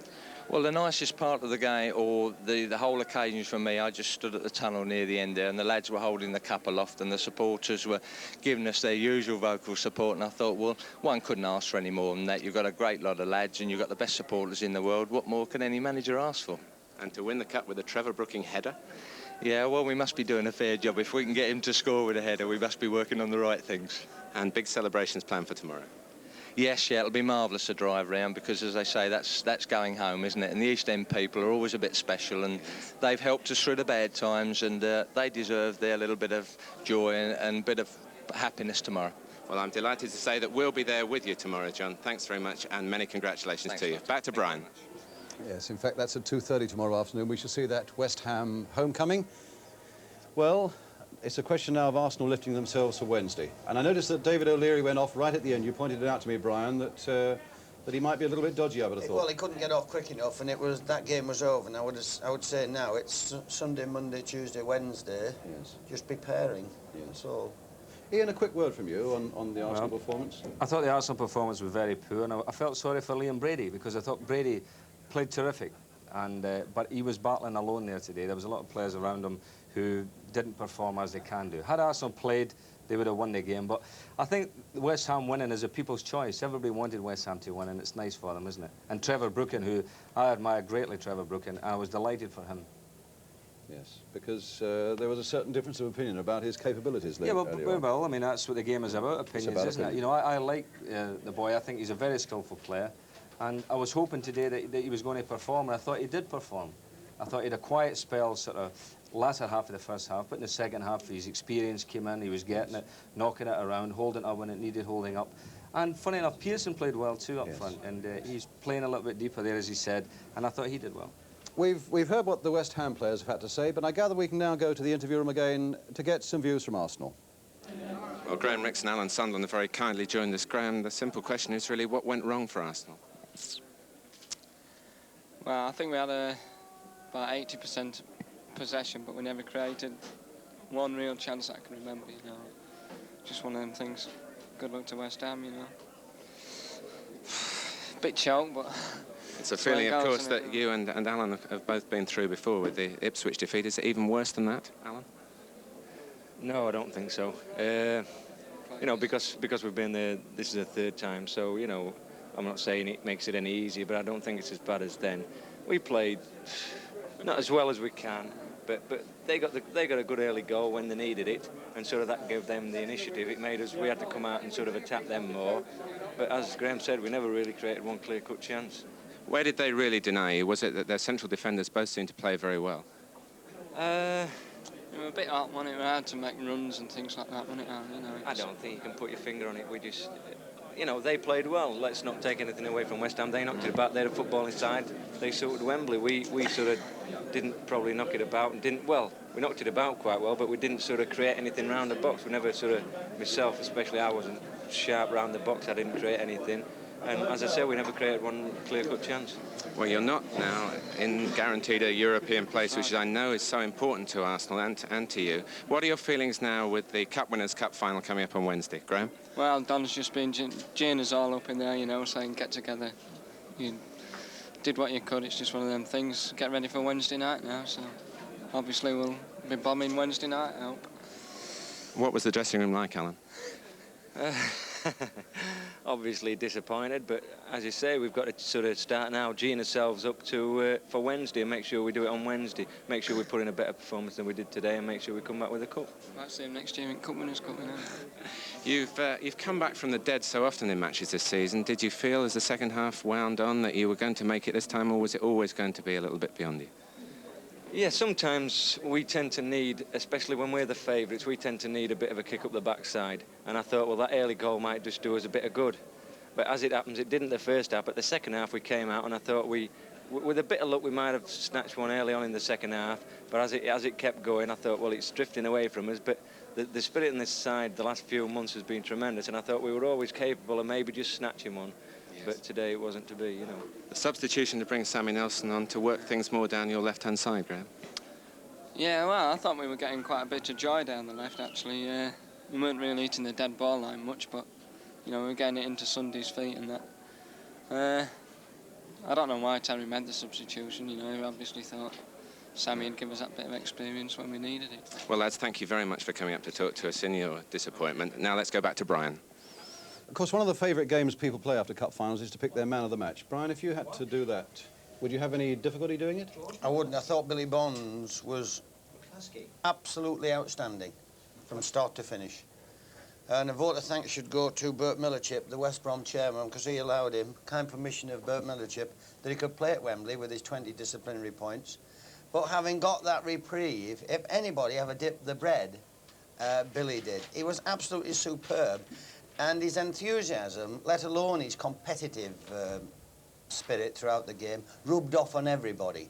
It makes the Brookings of this world, Ian, absolutely on-song, because somebody's got to get it for them. Yes, and sure. Billy's, as I've said, competitive spirit, involvement in everything, up, down. Last 5 minutes, he was herring down the left flank in the corner flag, crossing a ball when everybody was dead on the halfway line. All right, lovely. Brian, thanks for joining us today. Jack, Ian, it's good to work with you again. Let's go across the studio now to Dickie.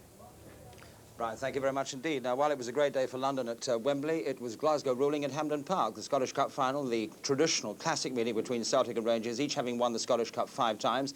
Today, Celtic were the favourites. Well, at full time, it was 0-0. They're playing extra time, and Celtic took the lead just a few moments ago. Commentary now by Alex Cameron. Headed away by Dawson, kicked back by Snedden. Brooking.